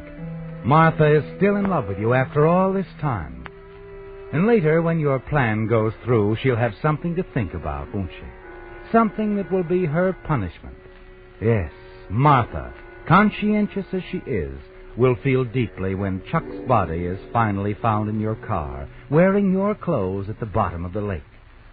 Martha will always believe you killed yourself because she turned you in to the district attorney. And above all, she'll testify that you were heading for the Skyline Drive. That part will help eliminate the identification problem. High up on Skyline Drive, you pull into the parking lot of the darkened club, where you agreed to meet Vivian. A few minutes later, the headlights of her car come into view. Right on time. What? Oh, hi, Mr. Malloy. Didn't know you were here yet. Say, thanks for the suit. How do I look? Just fine, Chuck. Are we on time for the party, Frank? Oh, right on time. Oh, say, Chuck, would you give me a hand with some stuff in my car? It's right over here. Sure. Vivian said we were going to a party. Is it in that place up there? No, not there. I didn't think so. Joint looks closed down. It's sure dark out here. What are we going to tell... Chuck, this!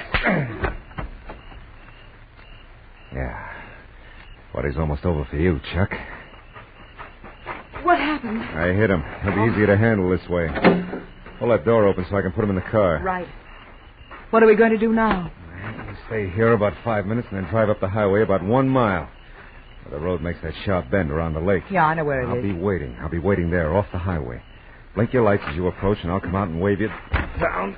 There. I thought you were going to bring Martha with you. No. I've taken care of Martha. Another way.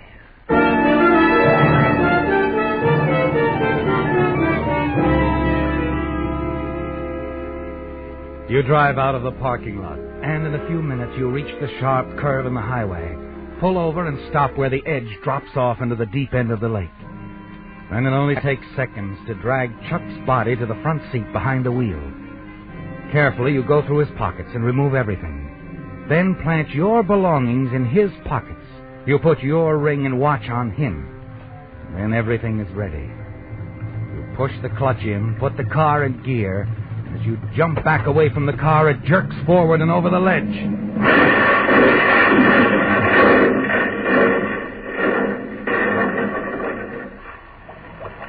To disappear in the deep black water of the lake.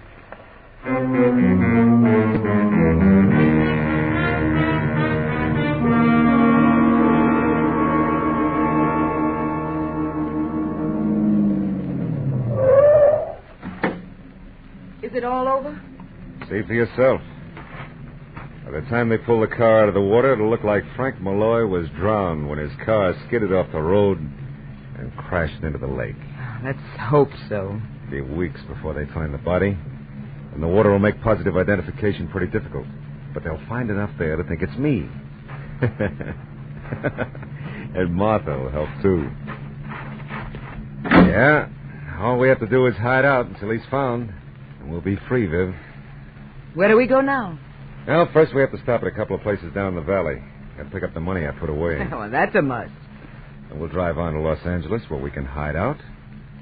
Then we'll see. Whatever you say, Frank. Now let's get out of here.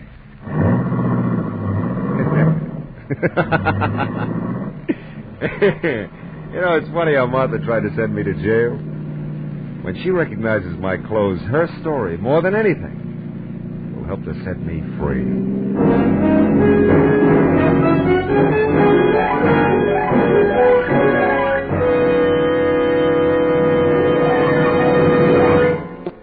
Throughout the western states, from Canada to Mexico, one gasoline is famous as the Go Farther gasoline. It's Signal gasoline. Now, naturally, we're mighty proud of Signal's good mileage, which has built that reputation. But equally important to you as a motorist is the way Signal gives you such good mileage. You see, today's Signal helps your engine run so efficiently. You save gasoline 3 ways. 1, you save gasoline with Signal's quick starting.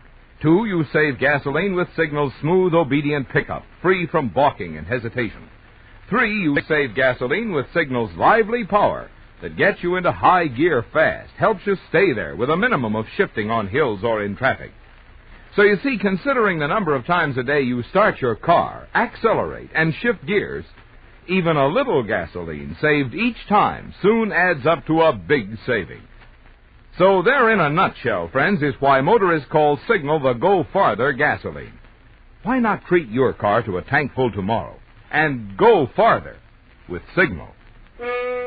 Signal, signal, signal gasoline. Your car will go far with Go Farther gasoline.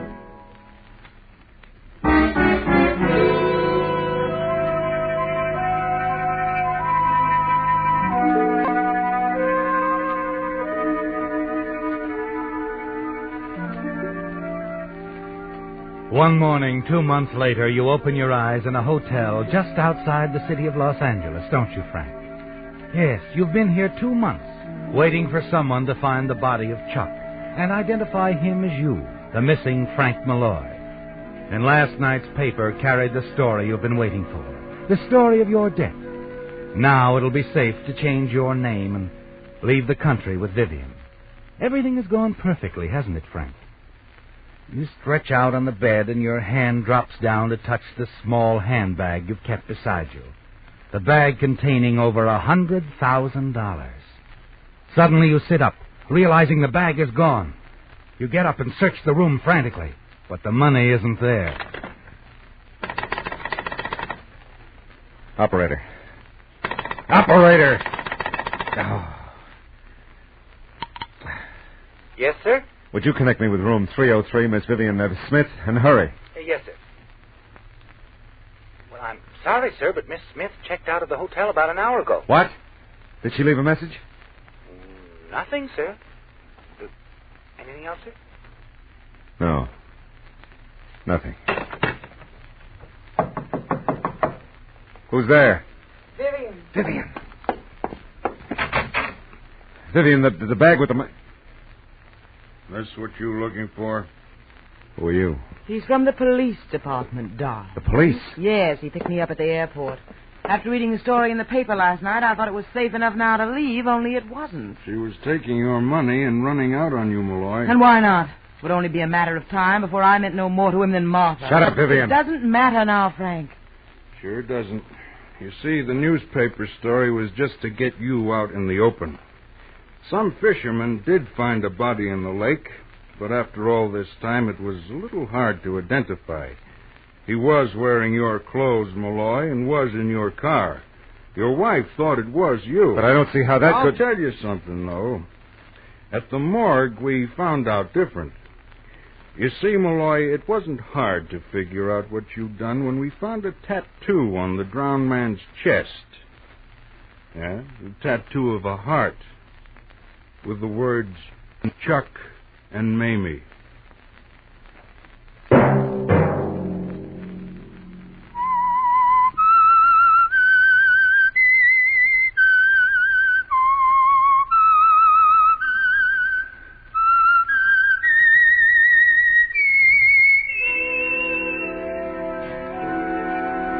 Let that whistle be your signal for the Signal Oil program, The Whistler, each Sunday night at this same time.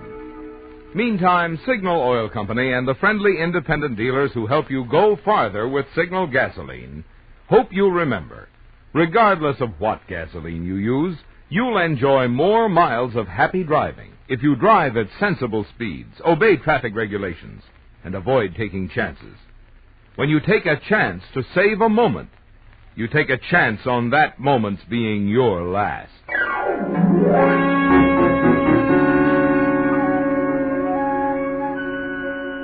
Featured in tonight's story were Bill Foreman as the Whistler, Gerald Moore, Betty Lou Gerson, Shepard Mencken, and Charlotte Lawrence. The Whistler was produced and directed by George W. Allen, with story by Gus Bays, music by Wilbur Hatch, and was transmitted overseas by the Armed Forces Radio Service. The Whistler was entirely fictional, and all characters portrayed on The Whistler are also fictional. Any similarity of names or resemblance to persons living or dead is purely coincidental. Remember to tune in at this same time next Sunday, when the Signal Oil Company will bring you another strange story by The Whistler. Marvin Miller speaking for the Signal Oil Company.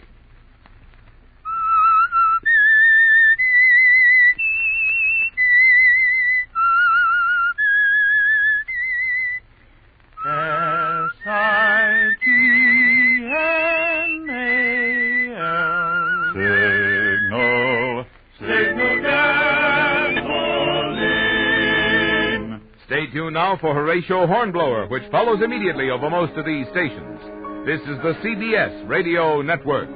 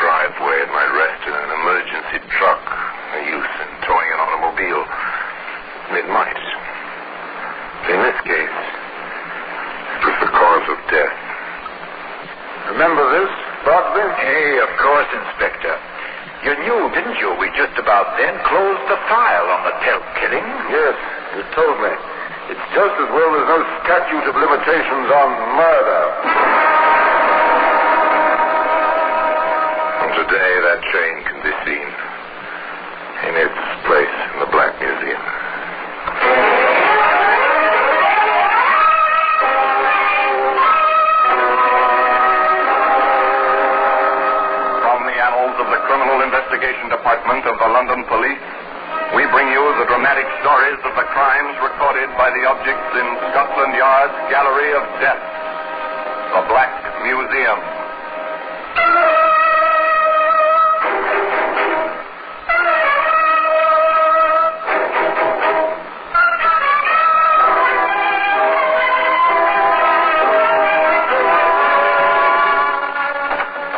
Well, here we are, the Black Museum, Scotland Yard's Museum of Murder.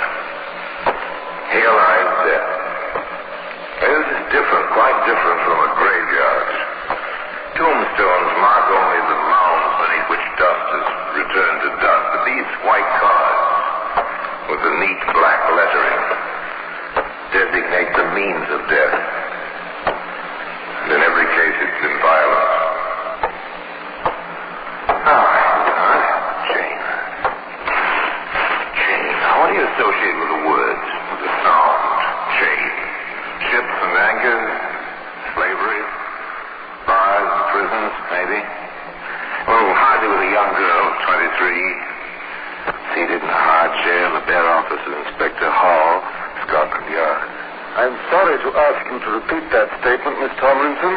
You'll understand that I find it rather hard to believe. You feel the same way, don't you, Sergeant? Oh, I do, sir. No doubt about it, I do. Well, I rather expected you would, Inspector. In modern times, no one believes in ghosts. You, Miss Tomlinson? But I didn't. Now I do. And you've no explanation for these phenomena? If I had, I wouldn't be here, Inspector. You must believe me. There is a ghost, and I'm frightened. You mean, Miss Tomlinson, there are noises in the night, and they frighten you? Noises. And the voice. My father's voice. He wants me out of the house. Well, why should he want me out when he left it to me? And we were so happy there together. Just you and your father? Mother died when I was really little. I hardly knew her. Now there's only myself. And the house? Haunted. I see. Does this ghost, by any chance, rattle chains? Yes. Oh, it's a horrible sound. Apparently the good inspector had his own ideas about this ghost. In fact, after Joan Tomlinson left his office. Interested, Preston? In ghosts? Little, sir? In good-looking heiresses, Sergeant. Oh, that, sir. No, sir. But it might be possible that someone else is, or in her property. Perhaps. Well, look into it, Preston. If we don't, the odds are the young lady will be back until we do. Let me have a report in the morning. The morning was 8 hours away. Sergeant Preston walked up the quiet street in the London suburb where each house stood alone on its own plot of ground.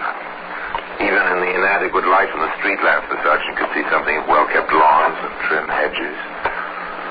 He turned into the concrete driveway, skirted two garages, tended back gardens, finding his way to a screened back porch where a light showed briefly. You came, Sergeant. Thank you for the light. My torch. I didn't want you to try the wrong house. This way. I thought we'd wait in the upstairs sitting room. Whatever you think best, miss.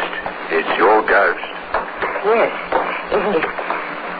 The stairs are this way. The sergeant felt rather than saw in the darkness that it was a large house. Seemed to be several rooms on the ground floor, and upstairs they passed 3 closed doors before they entered the sitting room, which apparently extended the full width of the building. That's the comfortable chair. It was Father's. Thank you, miss. A drink? No, thank you. I'll smoke if I may. Yes, of course.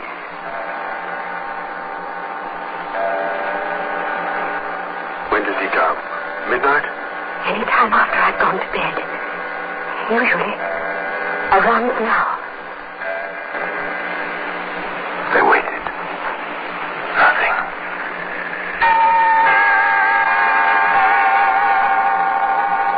Think he'll come tonight, miss?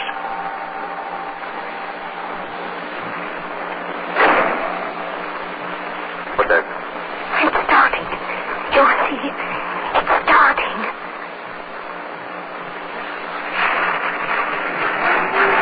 Inspector, I'll never leave her.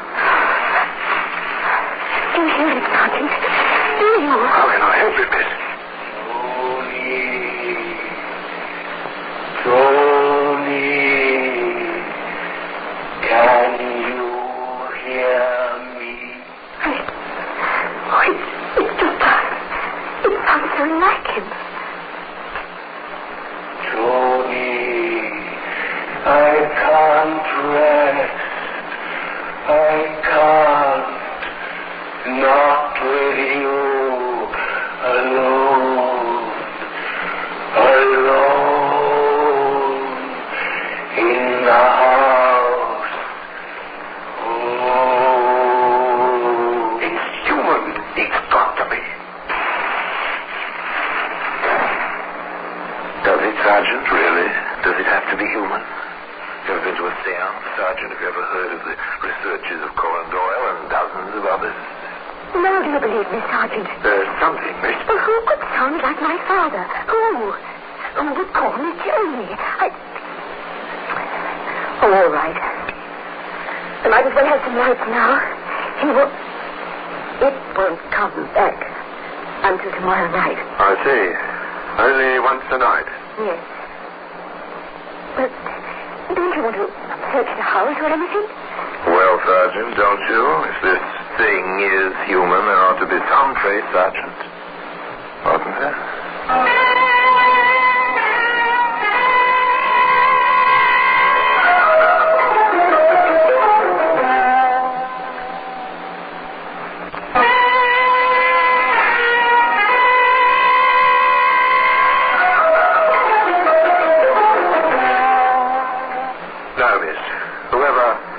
Whatever it is will be gone now. Maybe tomorrow night. Well, you report this to the inspector. Oh, please. Yes, of course. Shouldn't you go to a hotel for a while, miss, till this is cleared up? Oh, I thought of that a week ago, Sergeant. But, well, I like my own room. And if it isn't my father, he won't harm me. He'd never do that.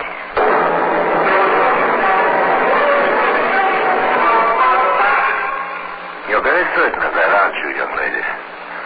Aren't you a bit confused? If you believe that, why worry? Why go to the police, to the yard? Why be frightened of a fatherly ghost? Well, the sergeant asked that. I know, but I wanted someone else to hear him. I was scared.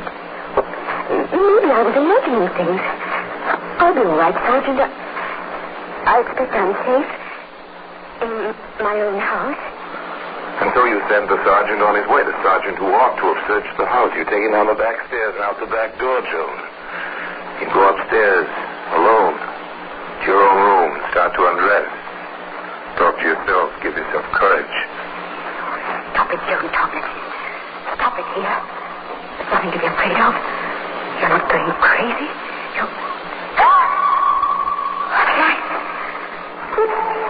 The lights. The lights.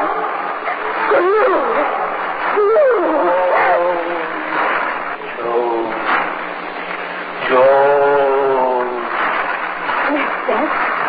Yes? Go away, Joan. Go away before I have to hurt you. I don't want to. It's hard to hurt you. Leave the house. Go away quickly. Don't let me get you. Run. Yes, run. Run, Joan, run. Minute in it now. Run, Joan, out into the black hallway down the front stairs. Run.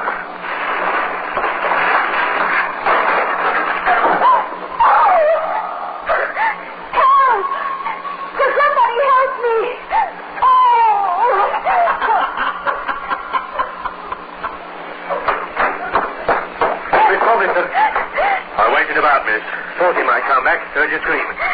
Now, see here, miss. You're going straight to hospital, and I'm going straight to the inspector. I don't like the looks of it, not a bit. Well,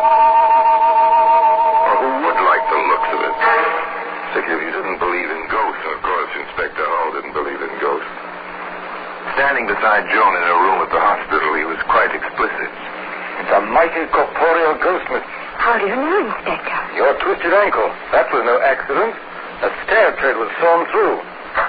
I understand ghosts have difficulty with cross-cut saws. Miss Tomlinson, do you have any next of kin? That is, anyone who might benefit if anything happened to you? Only second cousins. I hadn't seen him in years. They live in London? Oh, I know. There was Larry Telk. He was in Manchester. I had a note after Father died. And Jerry Hennessy, he lives in Norwich. Yes, I think... yes, of course. On his car stairs. Father spoke of her. She's a school teacher. The oldest. A school in Bristol. But that's impossible, Inspector. None of them would want you out of the way. No, of course not. I see. Then, how do you account for this, Miss Tomlinson, Sergeant? Yes, sir. Here it is. But where did you... In the cellar of your house, under some burlap bags, right near the furnace, Miss Tomlinson. The furnace with its tin ducts to the registers in the room above. Many youngsters use these echoing ducts to imitate a ghost, or to overhear what was going on in another room. As I said before, Miss Tomlinson, this is a mighty corporeal ghost.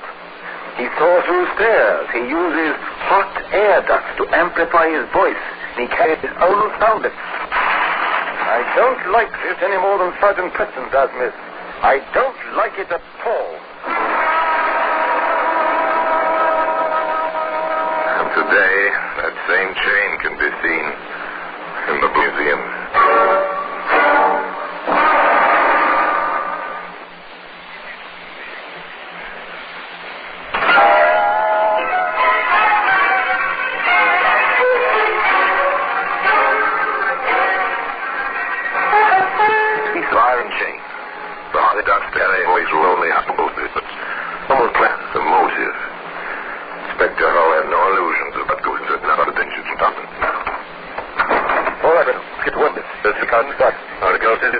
Where is a will not a way? Stop from me. The girl was wrong about her ghost. She can be wrong about her cousins. Get the wires out, Preston. And I want an unobtrusive guard on the house, 24 hours a day. You've got the names of those people she mentioned? Simple. Routine. Teletype messages. Advise earliest convenience. Well, the advice came so conveniently early that Inspector Hull, who sat at his desk with the 3 little paper before him, remarked to Sergeant Preston. It's unbelievable, Sergeant. Coincidence? It's my foot. All 3 dead, a few days of each other. All 3 trials unsolved. Telk, July 6th. Hennessy, July 8th. Carstairs, July 12th. Sergeant, under no circumstances is that girl to be permitted to leave the hospital. That's an order. She's safe there. How long, Inspector? Until I get back. Back, sir? Don't look blank, Preston. Just look at these telegraph replies. I'm making a cook's tour of these 3 cities, Manchester, Norwich, and Bristol. Obviously, I need facts. There seem to be quite a few facts in Manchester, Norwich, and Bristol.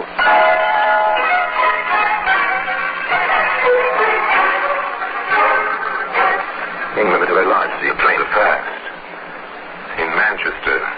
I understand, Bardsley, that the Telk case was in your hands. Aye, that's correct, sir. Well, how far left? No motive. Nothing. Just this man Telk walking home alone on a July night toward 11. A dark street. A carving knife in his back. That's all. A night train to Norwich. Another police headquarters, another detective. Anxious to cooperate. Here it is, Inspector. All we have on the Hennessy case. Tell me about it, Wilson. Hit and run driver. I checked the scene myself. Hennessy was hit on the sidewalk. Looked as if some drunk had driven right up on the walk and crushed the man against the building wall. And so a pattern emerges. 2 men die, quite unexpectedly, but in this case, no clues, no indication that there was purpose or motive, except that a 3rd man died quite naturally in London, and his daughter was the victim of fright, and all those involved were related to each other, as the pattern images. Continued in Bristol. All right, Albert. What have you in the cocktail? Folks, I believe she was retired? Quite as usual. I do see some headache and did some blind drink. Unfortunately for her, I never string the bottle. I know it's kind of best. Nothing. Anything else? Some prints on the bottle? No. Here's put some rare and she took the bottle out of the tablet. Landlady said she had a visitor the day before, but she did, almost you all that sort of thing. Mind if I go to that landlady? No, not at all. Her name is Ross. Help yourself. Quite a talker, that woman. Got away. It was a semi-detached villa with a vacancy sign on the door. Mrs. Ross was indeed quite a talker. Inspector Hull let her talk. At least 15 years. A wonderful woman, Inspector, sir. So many of our students come to see her, even after she retired. The kind of teacher you don't find nowadays. I know exactly what you mean, ma'am. And she was so happy that day, what with her cousin being here the day before and all. Her cousin, Mrs. Ross? Yes, I remember it clearly. She called. She was going out for a bit of cake for tea, now that her cousin Michael Stroud had come to see her. A new name. Another cousin. One Michael Stroud. Carefully now, Inspector. Carefully. You don't happen to know where he was from now, do you, ma'am? Oh, from London. I have the address. Found an envelope in the waste paper basket while I was clearing out the poor thing's room. Did you tell this to the police? No, sir. They were so busy with their bustle and dusting everything for fingerprint states. Yes, of course. Now, Mrs. Ross, may I have that address, please? That is, if you still have it. A teletype message travels much faster than a train from Bristol to London. By the time the inspector reached his office, Sergeant Preston was waiting with the answer. We've been there, sir. Michael Stroud had a flat at the address, but he's moved and left no forwarding address. Oh, when did he move out? July 13, sir. The day after the Carstairs woman died. When the quarry is escaping, what do? Or the least you can do is close some of the gaps in the situation. Try to develop motive and opportunity. The inspector permitted Joan Tomlinson to leave the hospital and to proceed in his company to the office of a solicitor. Now, sit down, Joan. And to Inspector. Thank you, Mr. Thomas. Thank you. I gather something is amiss. Mr. Thomas, we have reason to believe that 3 people have died because of Miss Tomlinson's inheritance, and that her own life is in danger. Well, that's unbelievable, sir. It usually is. However, the 3 who are dead are all second cousins of Miss Tomlinson, her next of kin. What we are here to find out is, does the will under which she inherits her property state to whom that property devises in the event of her death? Not exactly. That is, if she dies intestate, the property under the law would pass to her next of kin, in equal shares, of course. Mr. Thomas, with all her second cousins dead, a third cousin would be next in line, correct? Oh, absolutely. Of course, I know of no such relative, sir. Unfortunately, sir, we do. His name is Michael Stroud. His whereabouts at present are unknown. Motive, present. Very definitely present. Opportunity, obvious. And seized at least 3 times. In Manchester, Norwich, and Bristol. As to the next move, the inspector outlined a plan briefly. Miss Tomlinson, do you still believe in ghosts? Would you be afraid to stay alone? I see. I'm due to see the cat. Absolutely. You what? Will you... Only the end. Joan left the hospital, returned to her house. To the memories. To the now silent ducts. To the still chiming clock.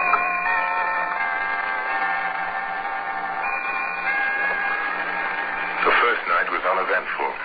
Others followed. Bit by bit, Joan slipped back into her normal everyday routine. A girl in her home with a servant during the day, alone at night. A ghost. The 3 deaths in 3 cities. The inspector began to take on aspects of a dream. Reality was coming home after an evening in the city, going upstairs, listening to the little clock. Preparing for sleep, indulging a little habit of talking to herself. There's nothing to worry about. Really nothing. He's gone away. Out of the country, maybe. Oh, forget Michael Stroud, Joni. Forget the whole thing. What's that? How are you, John? Feeling well? And safe? Get out. Whoever you are. That won't work, tell me. You know I'm your cousin, Michael. Come to call. Shall I I never saw you before. In my life? I know, dear. And now that you have seen me, what else is there to live for? You couldn't get away with it. Oh, yes, I could. I can. I will. You'll be a lovely suicide, dear. Carbon monoxide from the register from the furnace. Or maybe they'll call it accidental death. Inspector Harvard find you. No? He led away. I doubt it. He wasn't around to seize me tonight, was he? And I'm very good at hiding. More than ever tie me to Cousin Larry or Cousin Jerry or Cousin... They will. They have. There is fingerprints. Ah, there now. That's their worry, not mine. Now sit down. In that chair. I will. Sit down. I have it planned perfectly, John. You'll sit down, I'll tie you in that chair, shut the windows, the door, turn on the heat. You'll be gagged, too. I forgot to mention that. You'll die. No. I'll come back, put you on the bed. No! That won't! You can't make me! I said sit down and shut up. Take him in charge, Sergeant. We have enough. A cat. We're throwing the bait. Sergeant, look out!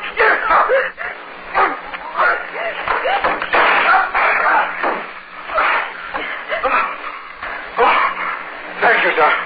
For getting his gun away, sir. Nicely handled, Sergeant. You all right, Miss Tomlinson? Yes, I think so. He is a very corporeal ghost.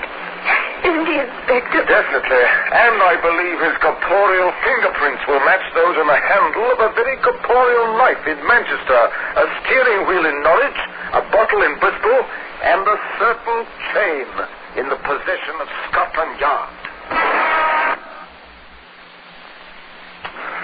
The case was clear. The defense was helpless. The case was closed at judicial time one morning in the usual manner. And Michael Stroud at the hands of the Crown became forever an incorporeal ghost. And the chain remains in its usual place in Scotland Yard.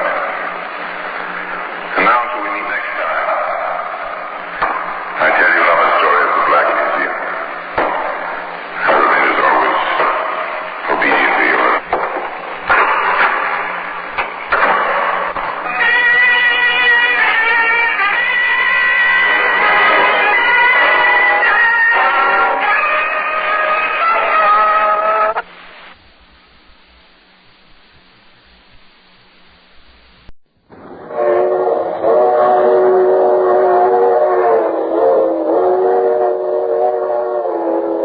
Mutual presents The Mysterious Traveler, written, produced, and directed by Bob Arthur and David Kogan.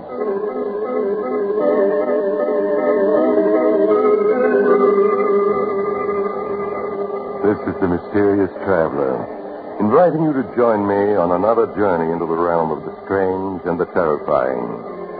I hope you will enjoy the trip, that it will thrill you a little and chill you a little. So settle back, get a good grip on your nerves, and be comfortable, if you can.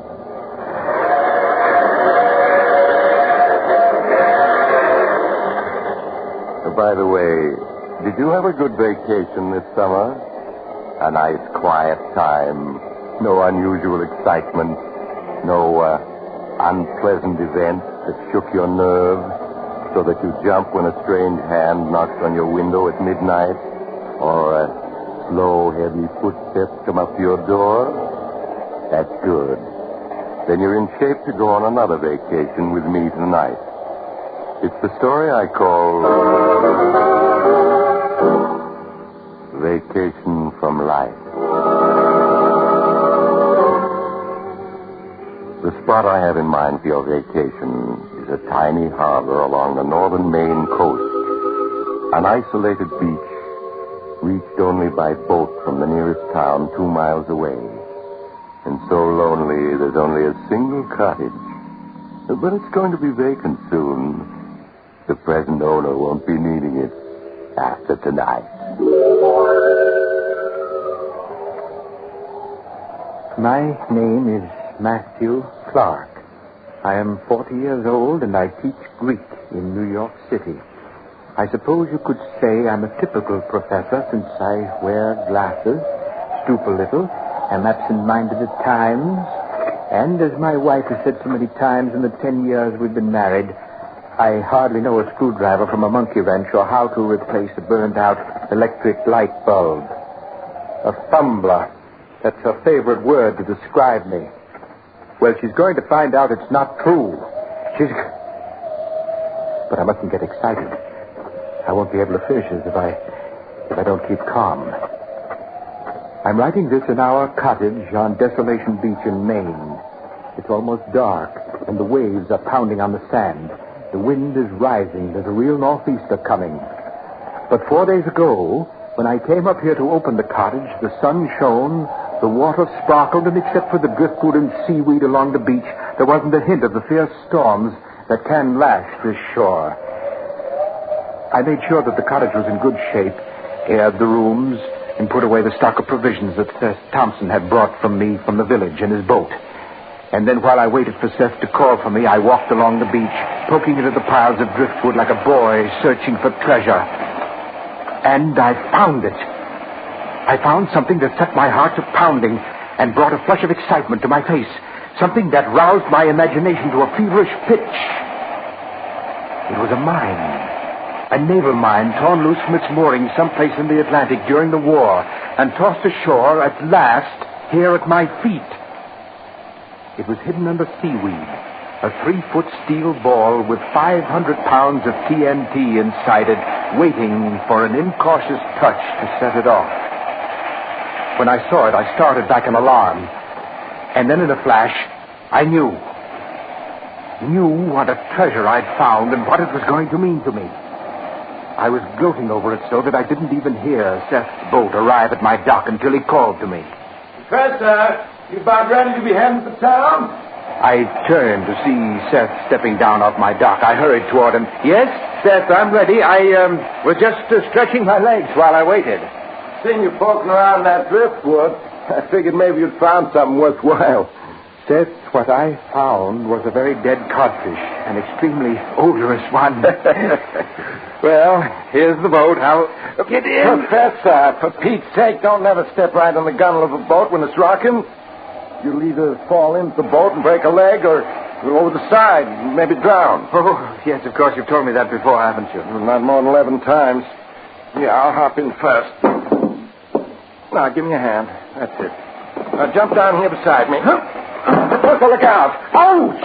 Oh, Professor, when you lose your balance in the boat, don't ever grab the engine. It's usually hot.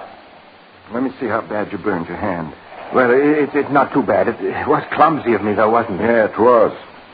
The burn ain't bad. Just a little engine grease and fix it up. There.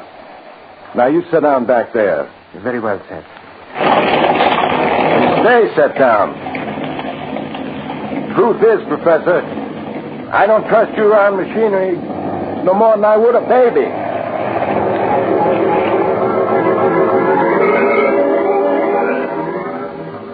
My hand burned painfully, but I was too elated to notice. All the way back to the village, and then by train to New York, thoughts and plans raced through my mind. I formulated and discarded half a dozen schemes until the right one came to me. So simple, it would be impossible to go wrong. And then I fell asleep as peacefully as a child. In New York next morning, I hurried down 10th Street to a tiny apartment 6 flights up and eagerly rapped on the brass knocker.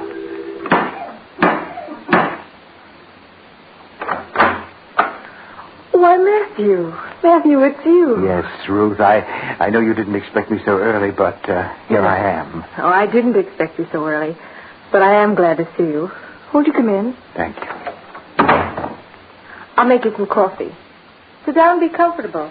I'll only be a moment. As Ruth bustled around making coffee, I sat down and relaxed. The tiny apartment was soothing. There was an atmosphere of peace and quiet about it that delighted me, and Ruth herself delighted me even more. She was small, charmingly feminine. She was a teacher, too, of ancient history. We'd met during one of my summer lectures at the university and quickly found much in common. One of our favorite pastimes was to discuss the life of the ancient world. Perhaps the Punic War or the history of Greece. She from the standpoint of the historian, I from that of a student of the language and literature. Here, Matthew. Drink this. It's hot and strong the way you like it. Thank you. Oh, look out. You almost dropped it. Why, Matthew, you've hurt your hand. What have you done to it? It's just a little burn, nothing to worry about. Matthew, you must take care of yourself. I'm going to fix that burn. Have some lotion right here and bandages. You just sit and drink your coffee while I take care of it. And tell me all about the cottage and the trip and everything. The touch of her fingers was amazingly soothing. And as she bandaged my hand, I told her of my trip, though I said nothing of the mine that I'd found on the beach. She listened to me as a woman should, with interest and appreciation. She made me forget my clumsiness, my awkwardness at conversation, I cannot deny it, my insignificance in the world. No wonder I loved her with a devotion that my friends would have thought impossible in poor, dull, dry Matthew Clark, professor of Greek. It was with reluctance that I said goodbye when I finished my coffee. I know you have to go, Matthew, but sweet of you to drop in. You know that I'd come oftener if I could, Ruth. Of course, Matthew. I understand. Will I see you again before you take your vacation? Of course, my dear. I'll stop in day after tomorrow. And, Ruth... Yes, Matthew? I hope to have some news for you then. Some good news. Oh, Matthew, you mean... Yes, my dear, I hope so. But for now, au revoir. How different it was when I reached my own apartment in Washington Square. Louise, my wife, greeted me with a brisk contempt, which has been her attitude toward me almost from the first week that we were married. Is that you, Matthew? Yes? Oh, so you're home. Yes, I'm home. Safe and sound, my dear. Safe, but not completely sound, I see. That bandage on your hand, what did you do to yourself this time? Oh, I burned myself slightly on the engine of Seth Thompson's boat. Well, you wouldn't be you if you didn't hurt yourself somehow. Who put the bandage on? I see it's fresh. A very nice young lady in the drugstore at the station fixed it. You see, I stopped by to buy some ointment. Never mind the details. Now, I suppose you want me to drop everything and fix some breakfast for you. Oh, no, my dear, no. I had a cup of coffee at the drugstore. Well, thank goodness for that. Well, how's the cottage? I suppose it had been broken into and half our things stolen. Oh, no, it was in fine shape. One of the shutters was blown off, that was all. What about the electricity? I suppose you forgot to have it turned on. No, my dear, I attended to that first thing. The place is ready and waiting for us. Well, I can hardly believe you haven't forgotten something. But I can't stand here talking. I have things to do. I suppose you'll want to rest. Yes, I would rather like a nap. I didn't sleep so very well on the train. Very well. I'll see you at dinner. There's something else I want to talk to you about. But it can wait. Something else she wanted to talk about. Well, there was something else that I wanted to talk about, too. I was sure it would do no good, but I had to mention it. I didn't see Louise again until dinner, and then she wasted no time in coming to the point. Matthew, I wanted to speak to you about your insurance. My insurance, darling? I said insurance, didn't I? Wish you wouldn't repeat my words after me like a parrot. Well, I'm sorry, Louise. It's just that I rather think I'm carrying all the insurance I can afford on the teacher's salary. On a teacher's salary. That's exactly the point. Now, suppose something happens to you. What's to become of me? He certainly hasn't been able to save anything. There is my life insurance. $5,000. A pittance in these times. No, Matthew, you must take out more insurance. With your ridiculous faculty for getting hurt, you might easily kill yourself at any time. Well, that's a rather callous thing to say, Louise. It's practical, that's all. Now look at your burned hand. You might just as easily have fallen overboard and drowned as fallen against the engine. Louise, I'm not a child. Which brings me to something that I want to say. Well, say it then. Louise, for some time I've felt that you were dissatisfied with me as a husband. Indeed. Go on, Matthew. You seem to look upon me as a rather feeble-witted creature whom you must constantly admonish. I'm sure it can be no pleasure to you to be tied to such a man as you think me, Louise. What are you driving at, Matthew? Well, you have a very fine intelligence and great energy, and you deserve to be a free woman, able to carve a better place for yourself in the world. Yes? You're a handsome woman. You could easily find a husband more worthy of you. Someone like that insurance agent, Kurt von Walter, for instance. And just why do you mention Kurt von Walter? Well, it's just as an example. He's obviously attracted to you, that's all. And so you think I should divorce you? Well, I can't help feeling that you'd be much happier if you did, Louise. Possibly I would be. But I know my duty. Without me, Matthew, you would be quite lost. I'm sure you'd manage to kill yourself somehow within a year. I'm your wife, Matthew. And your wife I shall remain until death, as they say, do us part. Until death do us part. Well, I had tried. I'd done my best to save her. Now I had to go ahead with my own plans. After all, I had a right to some happiness, too. I may be a professor of Greek, but I'm also a man with a man's ability to love and hate. Yes, to love Ruth and to hate Louise. I hadn't even known how fiercely I hated her until after I met Ruth. And then hatred had welled up in me with a violence that had astonished me. Some men might put up with such a woman for a lifetime, but I'm not one of them. They are the weaklings of the world. Men, real men, take what they want from life, and I was determined to be such a man.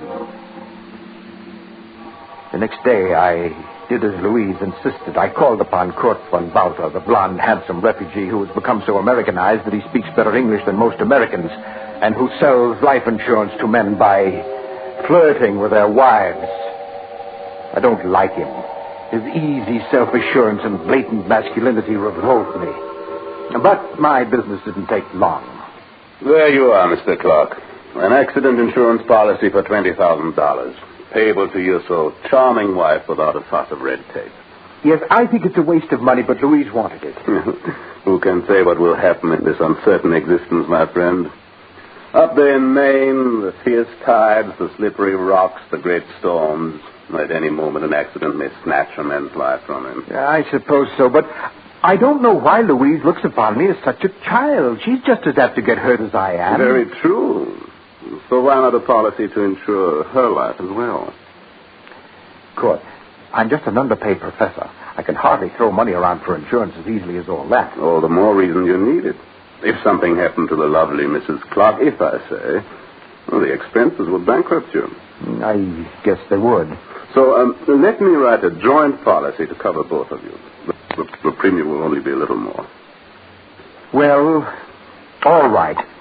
I suppose it is the practical thing to do, and Louise always likes to be practical. Of course. When do you leave? Tomorrow evening from Grand Central Station. I'll give myself the pleasure of seeing you off. I may be able to help with the baggage. And for now, au revoir, my friend. So that was that. A fumbler, was I? Incompetent, unable to plan, born to fail in anything.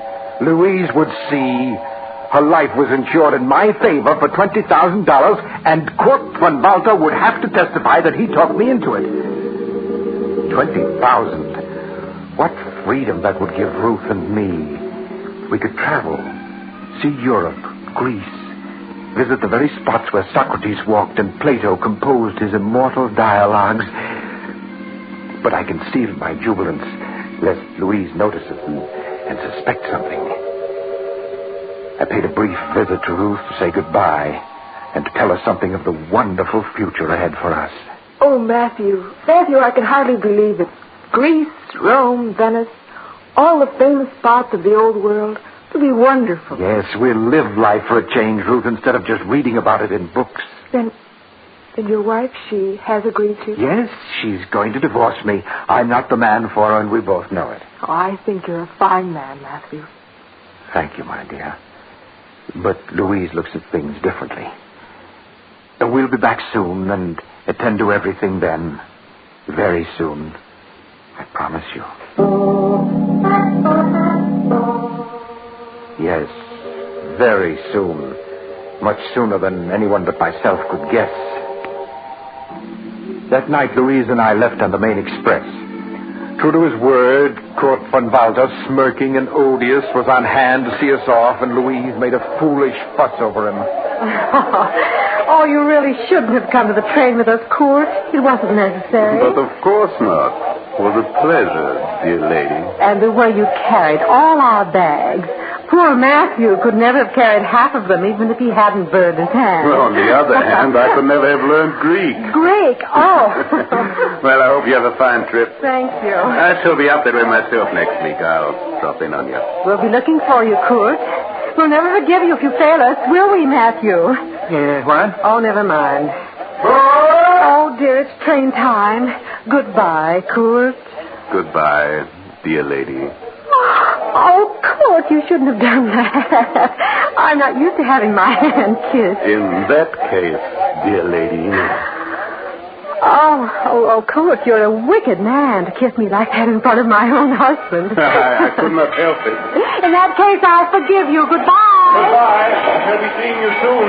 Very soon. Yes, Kurt. Very soon.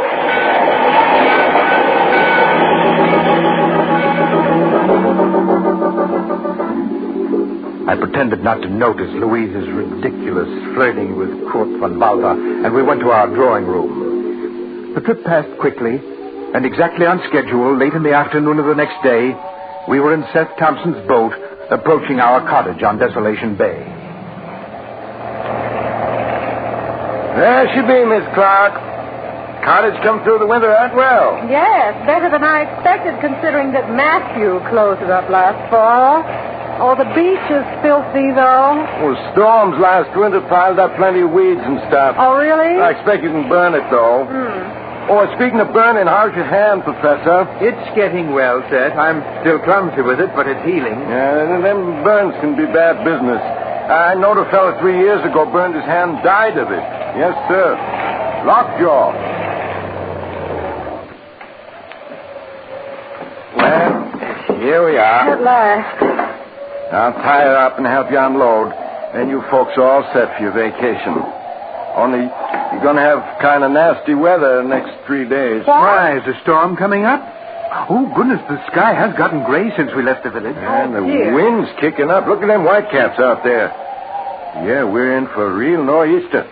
I hope you folks ain't forgot nothing, because I won't be able to make it here till the storm goes down. A nor'easter? Well, that's most provoking. I'll be sure and lay in plenty of firewood. Yes. She'll be cold and damp till it's over. Well, I better be getting this stuff ashore. After the storm's blowing up faster than I figured.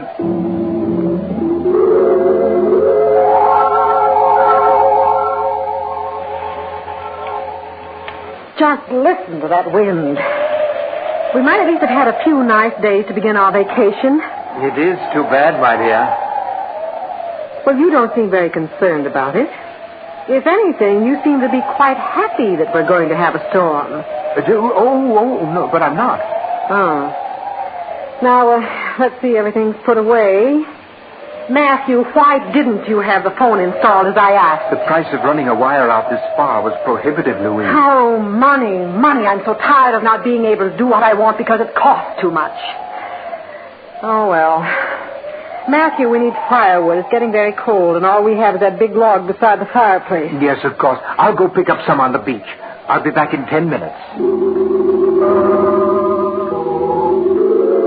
I hurried out of the cottage. The wind howled and the waves were pounding on the beach, sending white foam flying. I strode along the hard, packed sand, exultant. Everything was working to help me. The storm, my burned hand, everything was combining to aid me, as if I planned it so. 100 feet from the house, I found the mine, just as I'd left it, hidden beneath the seaweed. A 3-foot globe of concentrated death, nestling among the driftwood of seaweed and dead fish, covered with barnacles, so innocent looking, so deadly. Carefully, I lifted the seaweed I'd placed on top of it and exposed the detonating horns. those deadly knobs of metal sticking up from the mine and spelling death to any ship that touched them. Next, I found several pieces of wood nearby, just the right size for our fireplace, and pulled from the sand a length of rope, which once had anchored a fisherman's lobster pot. And now came the dangerous part. I had to fasten several pieces of the firewood to the detonating horns of the mine, using the rope to tie them fast. With the wind blowing steadily stronger and the storm coming closer, I worked as delicately as a surgeon. A fumbler was I. Not now. In 5 minutes, the job was done. The driftwood tied securely to the detonating horns. A super booby trap for anyone seeking firewood on that beach. A strong pull on one of the pieces tied to the mine. And afterwards, what evidence would there be? It would be tragic, of course. But really no one's fault if Louise stumbled into a mine while walking on the beach. I'd mourn for a while, and then married dear, sweet, adoring Ruth. I was finished. I put seaweed back to cover the mine, leaving the driftwood on top, where it would be easy to see and pick up. And then I hurried back to the cottage, and my heart was pounding in my chest with a noise like the thunder of the waves as I flung the door open and entered. Well, Matthew, where's the firewood? I'm sorry, Louise. It hurt my burned hand. I couldn't carry anything back. I might have known it. You can't even bring in firewood, you fumbler. Well, I did gather some. I left it on top of a pile of seaweed down the beach, but I couldn't bring it any further. Now I suppose I have to go get it. Well, I'll help you, but I can't pick the sticks up alone. Oh, no, Matthew. You stay here and get the fire started. Maybe you can chop some splinters off that log, even if you can use only one hand. Of course. I'll have a fine fire going when you get back. I can handle the axe with one hand. You see? Matthew. Huh? You're acting rather oddly. Your face is flushed. I wonder if you could be getting a fever. I don't think so. Well, then on top of everything else, I'd have to nurse you. I'm perfectly all right, Louise. And I'll have this log chopped by the time you get back. What have you done? The axe slipped. I cut my leg. Help me to the chair. Take my arm. Here. Now sit down. There. Now, let's see. Oh, my Louise. Look at all the blood. It's a deep cut, I can tell you. Oh, sit still, Matthew. I can't tell a thing with you squirming so. Oh, it's now, let me... bleeding so. Look, it's coming out in little spurts.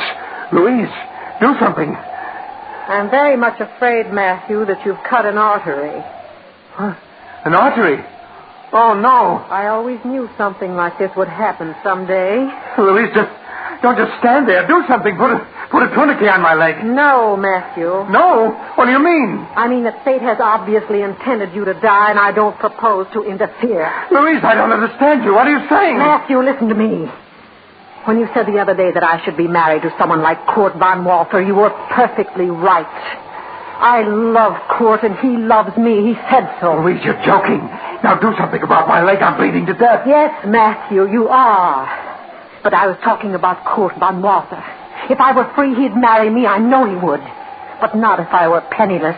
He's European, and they're practical about such things. For the love of heaven, Louise, put a tourniquet on my leg. I know it's hard for you to grasp, Matthew, but I'm not going to lift a hand to help you. But you've got to.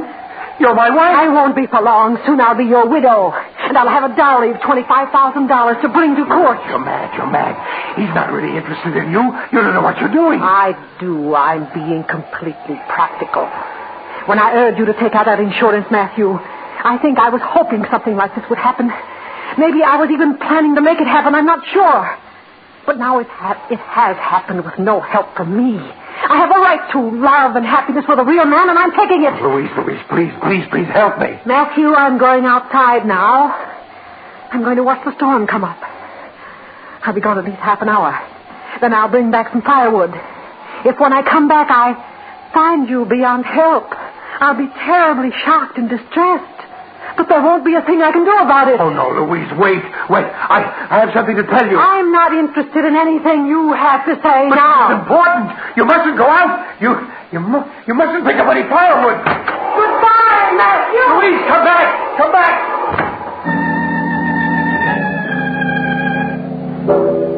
That was just a half an hour ago. Louise is out there on the beach now, watching the waves pound on the sand and waiting. And I'm sitting here getting weaker. I tried to put a tourniquet on my leg, but it only slowed the bleeding. It didn't stop it. I never was good at first aid. I never was good at anything. Just a fumbler all my life. Too late now to help me. In a few moments, Louise will start back. She'll pick up some firewood on the beach. Probably the firewood that I left so cunningly placed because it'll be convenient. She'll pull hard. The jar will set off the detonating mechanism of the mine.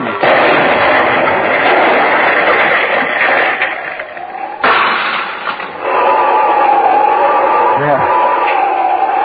That is the explosion then. Broke the window of the cottage. My scheme worked. It worked. So I'm not such a complete fumbler after all. But I'm getting weaker. I can't write anymore. I just want to say that this is my last will and testament. The $25,000 from my insurance policies I leave to the Handicraft Foundation for Boys, to be used in teaching boys how to do things with their hands.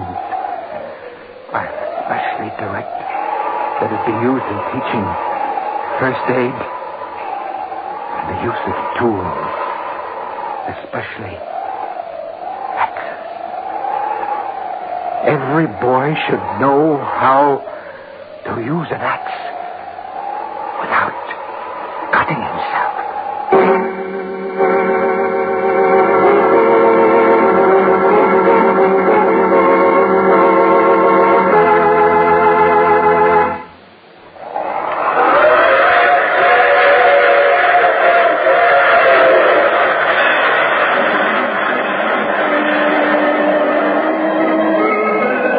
This is the mysterious traveler again. So that cottage is empty now. There's really nothing wrong with it. Just a broken window and a few shingles torn loose by the explosion of that drifting mine that washed ashore down the beach. You could fix it easily. If you'd like to know where it is, I could... Oh, you have to get off here. I'm sorry. But I'm sure we'll meet again. I take this same train every week at this time.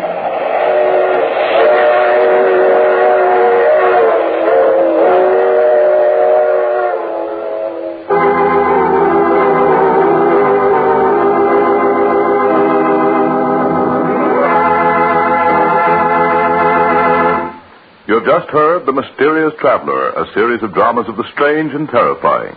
All the characters in today's story were entirely fictitious, and any resemblance to actual persons, living or dead, was purely coincidental.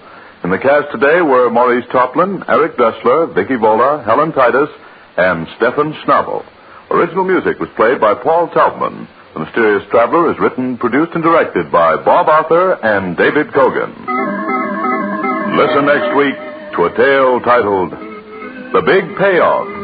Another strange and shivery tale of the Mysterious Traveler. The Mysterious Traveler has come to you from our New York studios. This is Carl Caruso speaking.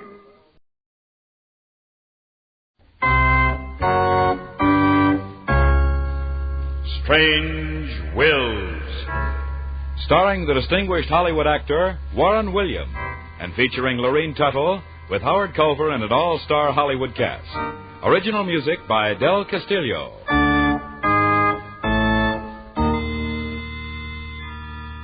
Dead men's wills are often strange. We cannot attempt to understand them or try to find the answers. We can but tell the story. This is Warren William bringing you the story, Emeralds Come High. But first...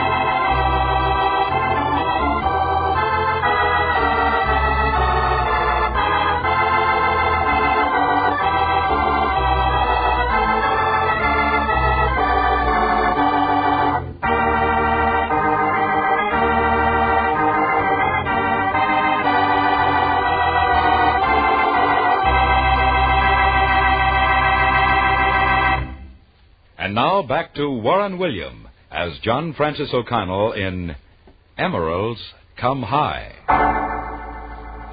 Probably one of the most interesting things in the life of a probate lawyer is the diversity of his clients. Take, for example, the strange case of Patsy Bubbles Moran, whom I have quite appropriately dubbed the daughter of Salome. Bubbles, as the world knew her, was billed from coast to coast as the queen of burlesque, and she'd grown quite rich as well as notorious in her unusual calling. I'd never had the pleasure of meeting the celebrated Bubbles until she became the sole beneficiary, under the last will and testament, of an itinerant prospector named Joe Marks. Joe, it seems, had struck it rich in emeralds down in the green hell of Colombia. Old and dying and without kith nor kin, he'd suddenly appeared out of the wild Colombian jungles and was taken to the little missionary hospital in the town of Socorro. On his deathbed, he turned over his worldly goods and possessions to Dr. Sanchez. I ain't got nothing in the world but this bag of emeralds. Here it is. But these emeralds? Why, these emeralds are very valuable, Joe. I know it, Doc. I know it. You ain't telling me nothing I don't know. Now, you listen to me. Yes, Joe. Excuse me for interrupting. You want a bigger hospital, don't you? Yes, of course. We need it very badly. The natives... Well, you're going to get it if old Joe Marks has his way. Now, listen to me, Doc. My time's running out. I don't want to palaver more than I have to. I'm going to give you the emeralds. Then you can have a fine hospital. But give me the emeralds? Why, they're worth a fortune. Of course they are. That's why I'm giving them to you, blasted. But there's a catch, Doc. A catch? Yes. What is it, Joe? I've made out a will. It's here in this envelope. I want you to see that it gets to the States for me. It's addressed to a lawyer. His name is O'Connell. John something or other O'Connell. Francis. Yes, that's it. John Francis O'Connell. He's a probate lawyer, I guess they call him. Well, I want him to get this letter and my will. Now then, Doc, is it a deal? Is it a deal? Why, Joe, for what you've done for our hospital, I'll deliver the letter in person. Yes, sir, I'll fly to the States and deliver your last will and testament personally. No, you don't. I ain't dead yet. Them things ain't to go to no one until I kick the bucket. But don't look so sad, Doc. I ain't gonna last much longer. Just take good care of me for a few more days, and then the bag of emeralds is yours. Yes, sir, Doc. Yours for keeps.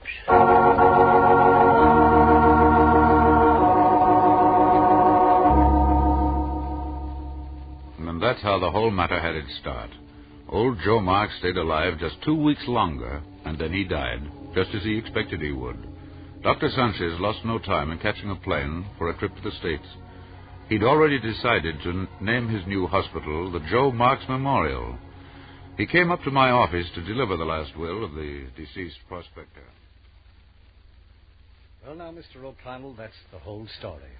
You have the letter and the will. As you'll see, I and one of the nurses signed as subscribing witnesses to the will. The beneficiary under the will is a resident of the United States. Joe told me he didn't know her, but he liked her looks. He saw her picture in a magazine. Perhaps I'd better open the envelope and see if everything's in order. Yes, please do.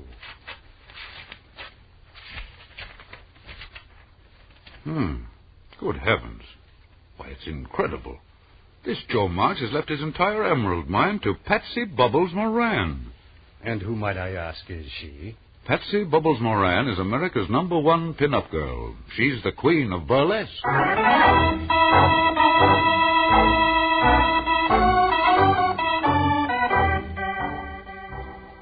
I phoned Miss Moran and invited her up to my office to inform her of the good news. Gee, an emerald mine. Gee. Now all I have to do is go down and pick up the emeralds. Isn't that what you said, Mr. O'Connell? Well, in theory, yes, Miss Moran. Of course, the emeralds won't be quite that easy to get. I understand that the mine is several hundred miles in the interior, that you have to go through miles of uncharted jungle, that in the jungle live a band of headhunters. And outside of a few boa constrictors, climbing over a few ranges of the Andes Mountains, maybe a few wild animals, fording a dozen or so rivers, well, yes, then the emeralds are practically yours to pick up. Oh, gee, Mr. O'Connell. Emeralds come high, don't they? Did you ever see the green flame that comes with them? Dark green fire. Fire that no girl can resist. Sort of like a person's soul. I agree with what you say. I only want to warn you of the attendant dangers. Of course, you might be able to hire someone down in Colombia. Oh, no. Why put temptation like that in someone's way? If there's any emeralds in Mr. Joe Mark's mine, I want to be there when they're picked. Well, if half of what I hear is true, you ought to be a very wealthy girl before you're through. Oh, that doesn't interest me at all. Can't you see what old Joe Marks has left me? He gave me a chance for adventure, excitement, something new. Yes, something that can take me off the magazine covers and let me be myself for the first time in 5 years. That means more than emeralds or money, Mr. O'Connell. Good heavens, what a strange girl you are. I never would have suspected. Men never do, Mr. O'Connell. They only surmise. Between us, they do that badly.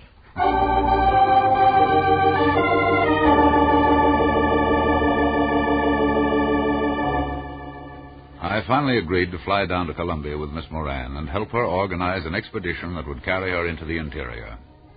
Fortunately, an old mining engineer friend of mine, Steve Murphy, was in Colombia, and I cabled him to tell him of my plans. He agreed to meet us at the airport. It's murder to let a girl go into the interior, John. It's bad enough for us. You can't imagine what goes on. Why, some of those Indian tribes would rather snatch your head than have 1,000,000 emeralds. And you know what they do? They shrink them, make them real small and pretty. Oh, you mean... I mean more than that. You can still recognize the person even though his head isn't any larger than a tennis ball. I've already told Miss Moran about the dangers, Steve. And if that doesn't scare you, listen to this. Other tribes bump you off with poisoned arrows that they shoot out of blowguns. You don't hear anything. You feel a little sting, and 8 seconds later they bury you. It's that deadly. Now, are you convinced, Miss Moran? Oh, you forget, Mr. Murphy, that I've spent the last 5 years dancing in burlesque. I've had everything thrown at me that's possible. Well, I survived. So what's a little jungle or headhunters or poisoned arrows by comparison? Okay. If that's what you want, I'm willing to do my best to take you in and bring you out all in one piece. I'll get busy and get men and equipment lined up for the trip. According to the map old Joe left you, we ought to be back in 6 weeks. And, if we're lucky, with a bag full of emeralds. You'll go, too, of course, won't you, John? Well, you want me to go? Mm-hmm. Oh, no, Steve. I'm a very busy man. 6 weeks in the jungles with headhunters and poisoned arrows and what have you. No, I'll just take a rain check. It's more than just going into the jungle, John. There's something else. I suppose you're catching panthers for Frank Buck. No, that'd be child's play alongside of the real reason I'm down there. The truth is, I want to trace the source of the very poison that these natives use on their arrows and darts. It's called curare. And why does anyone want to trace the source of a poison that kills you in 8 seconds? Well, I'll tell you.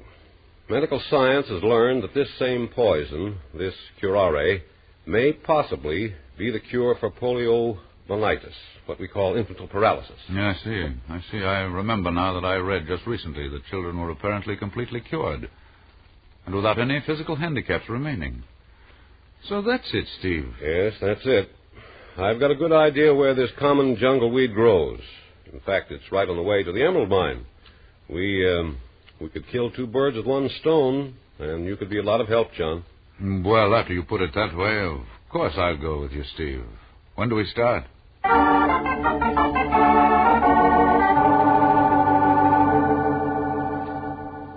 Getting ready for our trip into the interior consumed the better part of the next few days. There were endless supplies to purchase, and last but not least, the choosing of picked natives who were to act as our guide through the uncharted miles ahead. In the last-minute move, Steve had asked his handsome young son, Peter, to accompany us. One look at the curvaceous Patsy Moran, and he had eagerly acquiesced. After all, it wasn't every day that one took jungle trips with beautiful girls, and especially one so beautiful as our Queen of Burlesque. Finally, one night, Steve called us all together for a final meeting. Well, everything's set for an early takeoff at dawn tomorrow. We have 4 natives going along who'll act as guides, but they're unpredictable. When we reach the headhunters' territory, we white people must stay close together.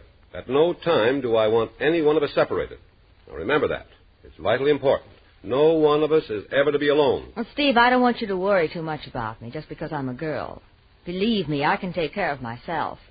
I've done a pretty good job of it for 5 years, and as for handling a gun, well, I was born in Kansas, and I can knock off a pheasant with a .22 at 50 paces. Well, that's fine, but meanwhile, my son Peter here will keep an eye on you, too. You bet. It's going to be a lot more fun than running a copper mine, Dad. Well, now remember this, everybody. It's going to be dangerous. Pete, you are going to be responsible for Patsy's safety, and I'll take care of John. He's never seen a jungle either. And we've got to make the grade for several very important reasons. Oh, don't worry, Steve. I'm not at all frightened. In fact, I can't wait until tomorrow to get started. Yes? What is it, Tulu? Listen, boss man, to sound coming from jungle. You hear? Yes, Tulu. The drums are beating. What does it mean? Yavaro tribe ought to find new heads. They dance first. Oh, how horrible. Oh, luckily, these Jivaros fear the white man's guns and leave him strictly alone. It's only in cases that they caught alone that trouble starts. That's why I said before, not one of us shall ever be alone under any condition. That's for our own personal safety. Oh, Pete, I'm going to handcuff you right to my wrist. I could think of worse things, Patsy. It's a deal. Tulu, tell the guides that we will leave at dawn and to have everything ready. Yes, boss man. We ought to reach the Jivaro territory just about the time they put on their ceremonial dance of victory. And if we do, well, I promise you a sight you'll never forget.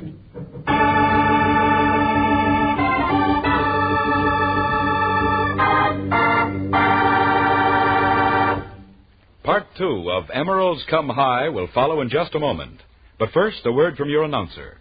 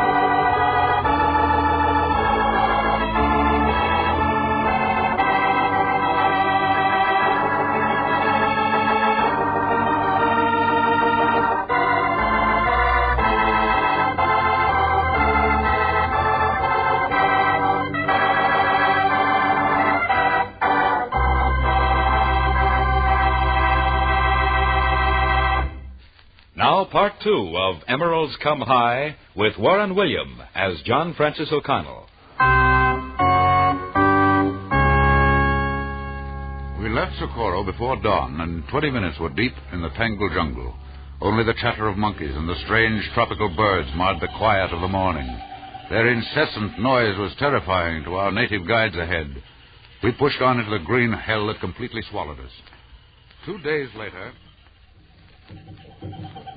The natives have spotted us. They're telegraphing the jungle that we're coming. Not frightened, are you, Patsy? Of course not. To me, they're just another batch of wolves. I know how to handle them. If they ever spot that bright red hair of yours... Red means danger in anybody's language, especially the red hair of Patsy Moran. Just let them try anything. Where's Peter, Steve? Up ahead with Tulu. The drums are getting nearer. They may be planning an attack. Keep on the trail. Look at those clouds. Looks like a storm coming up. Yeah, nothing new about that. We have one almost every day in these parts. I'd better go ahead and see what Tulu says about those drums. Hurry back, Steve. I can't even see the sky. Looks like a green heaven to me. That's all we need now, a thunderstorm. At least it would cool us off. Must be 150. Here it comes. Let's get under this leafy tree. Gosh, dark it's getting. Hey! Hey up there, Steve! Pete! They can't hear me over the thunder. I'll run ahead and tell them to stop. Stay right here. I'll be right back. Okay. Now, don't move, remember? I promise I won't move a step. Steve! Oh, Steve! Rain, go away. Come again and let...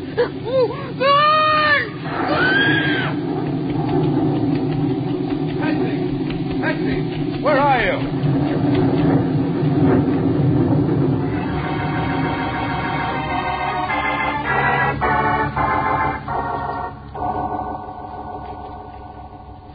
Patsy Moran had disappeared as completely as though the jungle had swallowed her up.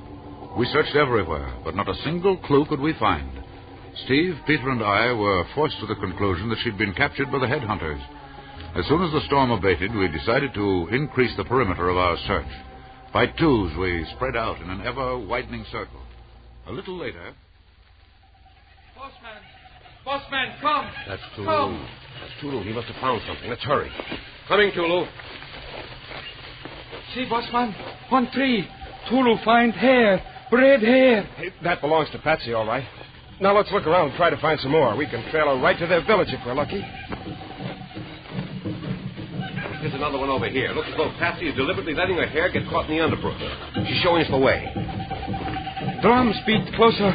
We're getting closer to their encampment now. Be careful where you step. We can't let them hear us. Look, over here between these bushes. That's the village, all right. What's going on? I can't see. Looks like they're having their ceremonial dance. All of the Hibaro tribe are sitting in a semicircle. Someone must be dancing. See how they keep swaying to the throb of the drums? That's their dance of victory. I hope that doesn't... I don't think we're too late. They all dance around a new head. Now only one is dancing. I'll go up closer. Wait here. Hey, crawl over here. We can see everything. One at a time. You go first, John. Take a look, John. There's a sight to remember. Shades of Minsky. It's Patsy. She's dancing. What a dance. Broadway never saw anything like that. We've got to let her know we're here. Wait. With all these birds raising bedlam around us, I think I can do it. What are you going to do? I'll give her the wolf whistle. She'll recognize that. She didn't hear you. Do it again. She heard it. Hey, she's giving us a message. Heard you. Dancing too. Save my head. They want to make me their queen. Come back tonight. Same place. See you then.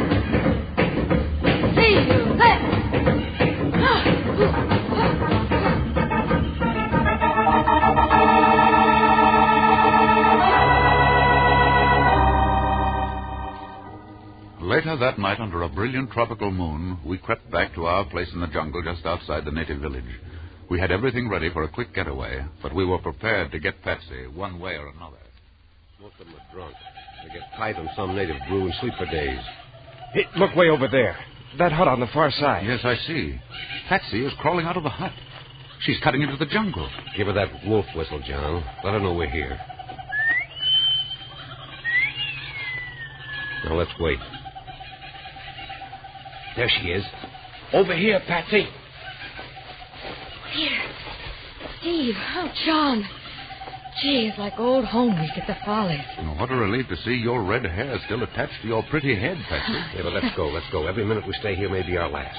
We'll strike right out to the mountain pass. Once we're there, we'll be safe. Oh, wait just a minute. There's something I want to show you first. I can wait. No, it can't. Now, you boys follow me. I know just where to go. Here. Take a look. Well, it's a huge meadow with a good crop of weeds. What's so different about it, Patsy? I saw the Indian women gathering those weeds this afternoon. They blew up in huge kettles, and then they dipped their arrows and darts in it. The curare weed. Good heavens. There's enough there for every clinic in the world. But how can we get it out? Why, it's all mean war. You boys leave that to me. I know how. Well, tell us, Patsy. I told you that these natives want to make me their queen. They think red hair is a sign of divinity. So I'm going to stay on and be their queen until you lugs come back with a mule train large enough to take this entire crop of curare. Patsy, you're out of your head. Do you think I'm going to... Oh, thank you for them kind words, Peter. But what we're doing is a lot more important than we are. Now, Steve, listen. I'll be perfectly safe right here. While you boys are hot running it back to Socorro, I'll be busy learning these native dances. I found out that they put more bumps in their dances than I do. And that's saying something, believe me. But, Patsy, even if everything is as you say, how are we going to get the curare weed out of here without a battle? Well, if I'm to be their queen, they'll have to mind Mama. And I expect you to bring back enough trinkets to keep their minds off their loss.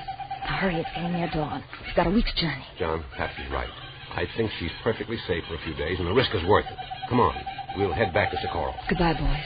Good luck. Goodbye, Patsy. I'll miss you. I'll miss you too, Pete. Just wait until you see my next dance. Strictly from the jungle.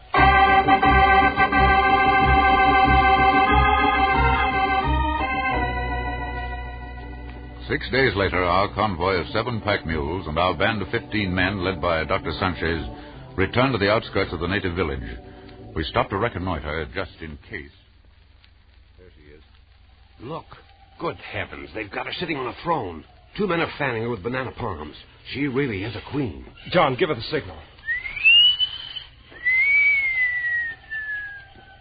Hey, look, she knows we're here. She hears us. The drummers are running for their drums. The natives are lining up in 2 rows. Patsy's getting down from the throne. She's walking between the rows of men.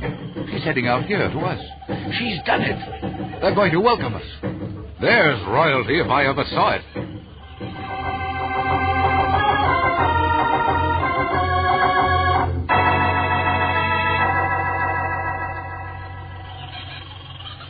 We've got all the curare weed cut, Steve.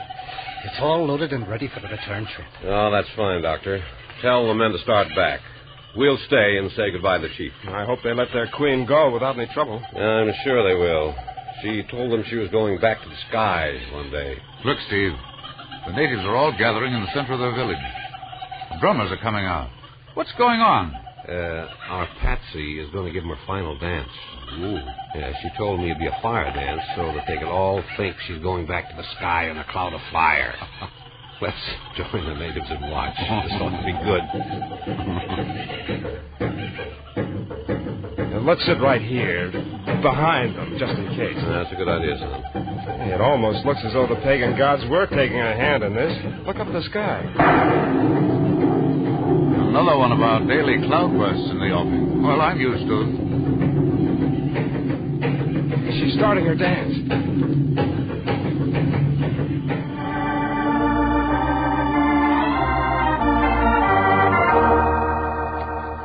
There, in the midst of those headhunters, we saw a wild, barbarous jungle dance that defies description.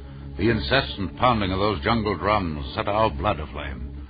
And with the thunder crashing all around us, Patsy held us spellbound. It was a savage dance of rhythm and movement that blended into the wild surroundings of the jungle. Suddenly, a vicious bolt of lightning struck.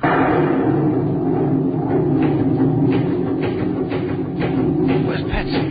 She's gone. Quiet, John, quiet. That's what she was waiting for.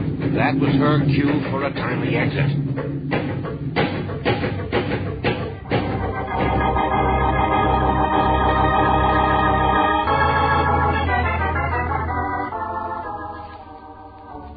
Back in Socorro, we learned why Patsy had suddenly abandoned her search for the emerald mine. Well, you see, boys, in my fire dance, I carried the map in my pocket. I had to do quite a bit of disrobing. Well, Patsy, you mean you... Yes, the map is still with the rest of my clothes in the native village. But don't worry. I told him I'd come back someday. And I know the old chief will never destroy either my clothes or the map. We'll get them on the next trip. Won't we, Peter? Peter, next trip. Why are you two going... Well, Dad, you see, it's this way. Yes, son, I'm listening. Well, Patsy and I are... Well, we're going to fly to the States. For our honeymoon. Honeymoon? Mm-hmm. And then we're coming back and go to work. In between having our babies, Pete and I are going to sort of gather emeralds while we met.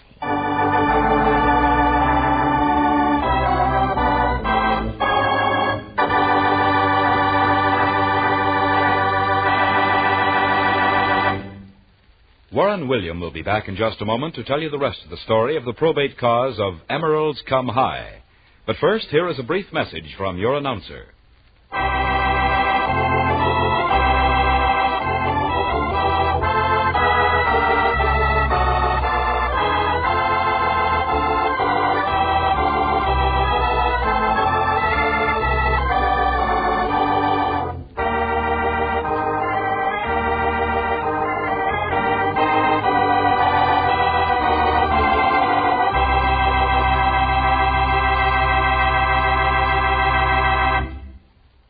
And now back to Warren William as John Francis O'Connell. News of Patsy Moran's strange adventure with the headhunters preceded us to the States. And what happened? She's being billed as the Emerald Queen. I don't have to tell you that her native jungle dances are causing a sensation that won't be forgotten on Broadway in a long time to come. I'd certainly like to be back in Columbia when the Queen returns to her tribe. That'll be a day to remember. And I'd like to pick up a few emeralds here and there if and when they may be found. Wouldn't you?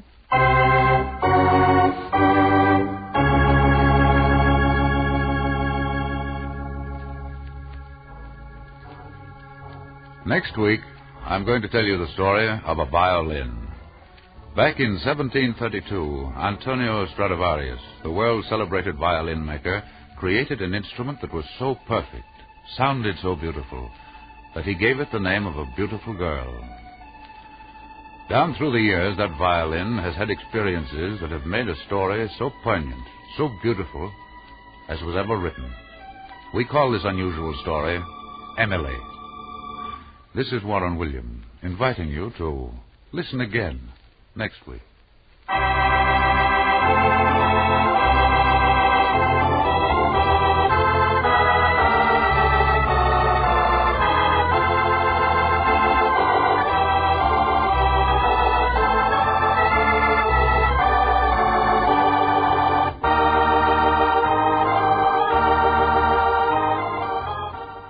Strange Wills is written by Ken Crepine and directed by Robert Webster Light. Names, places, and events have been changed so that no reflection may fall on any person or persons living or dead.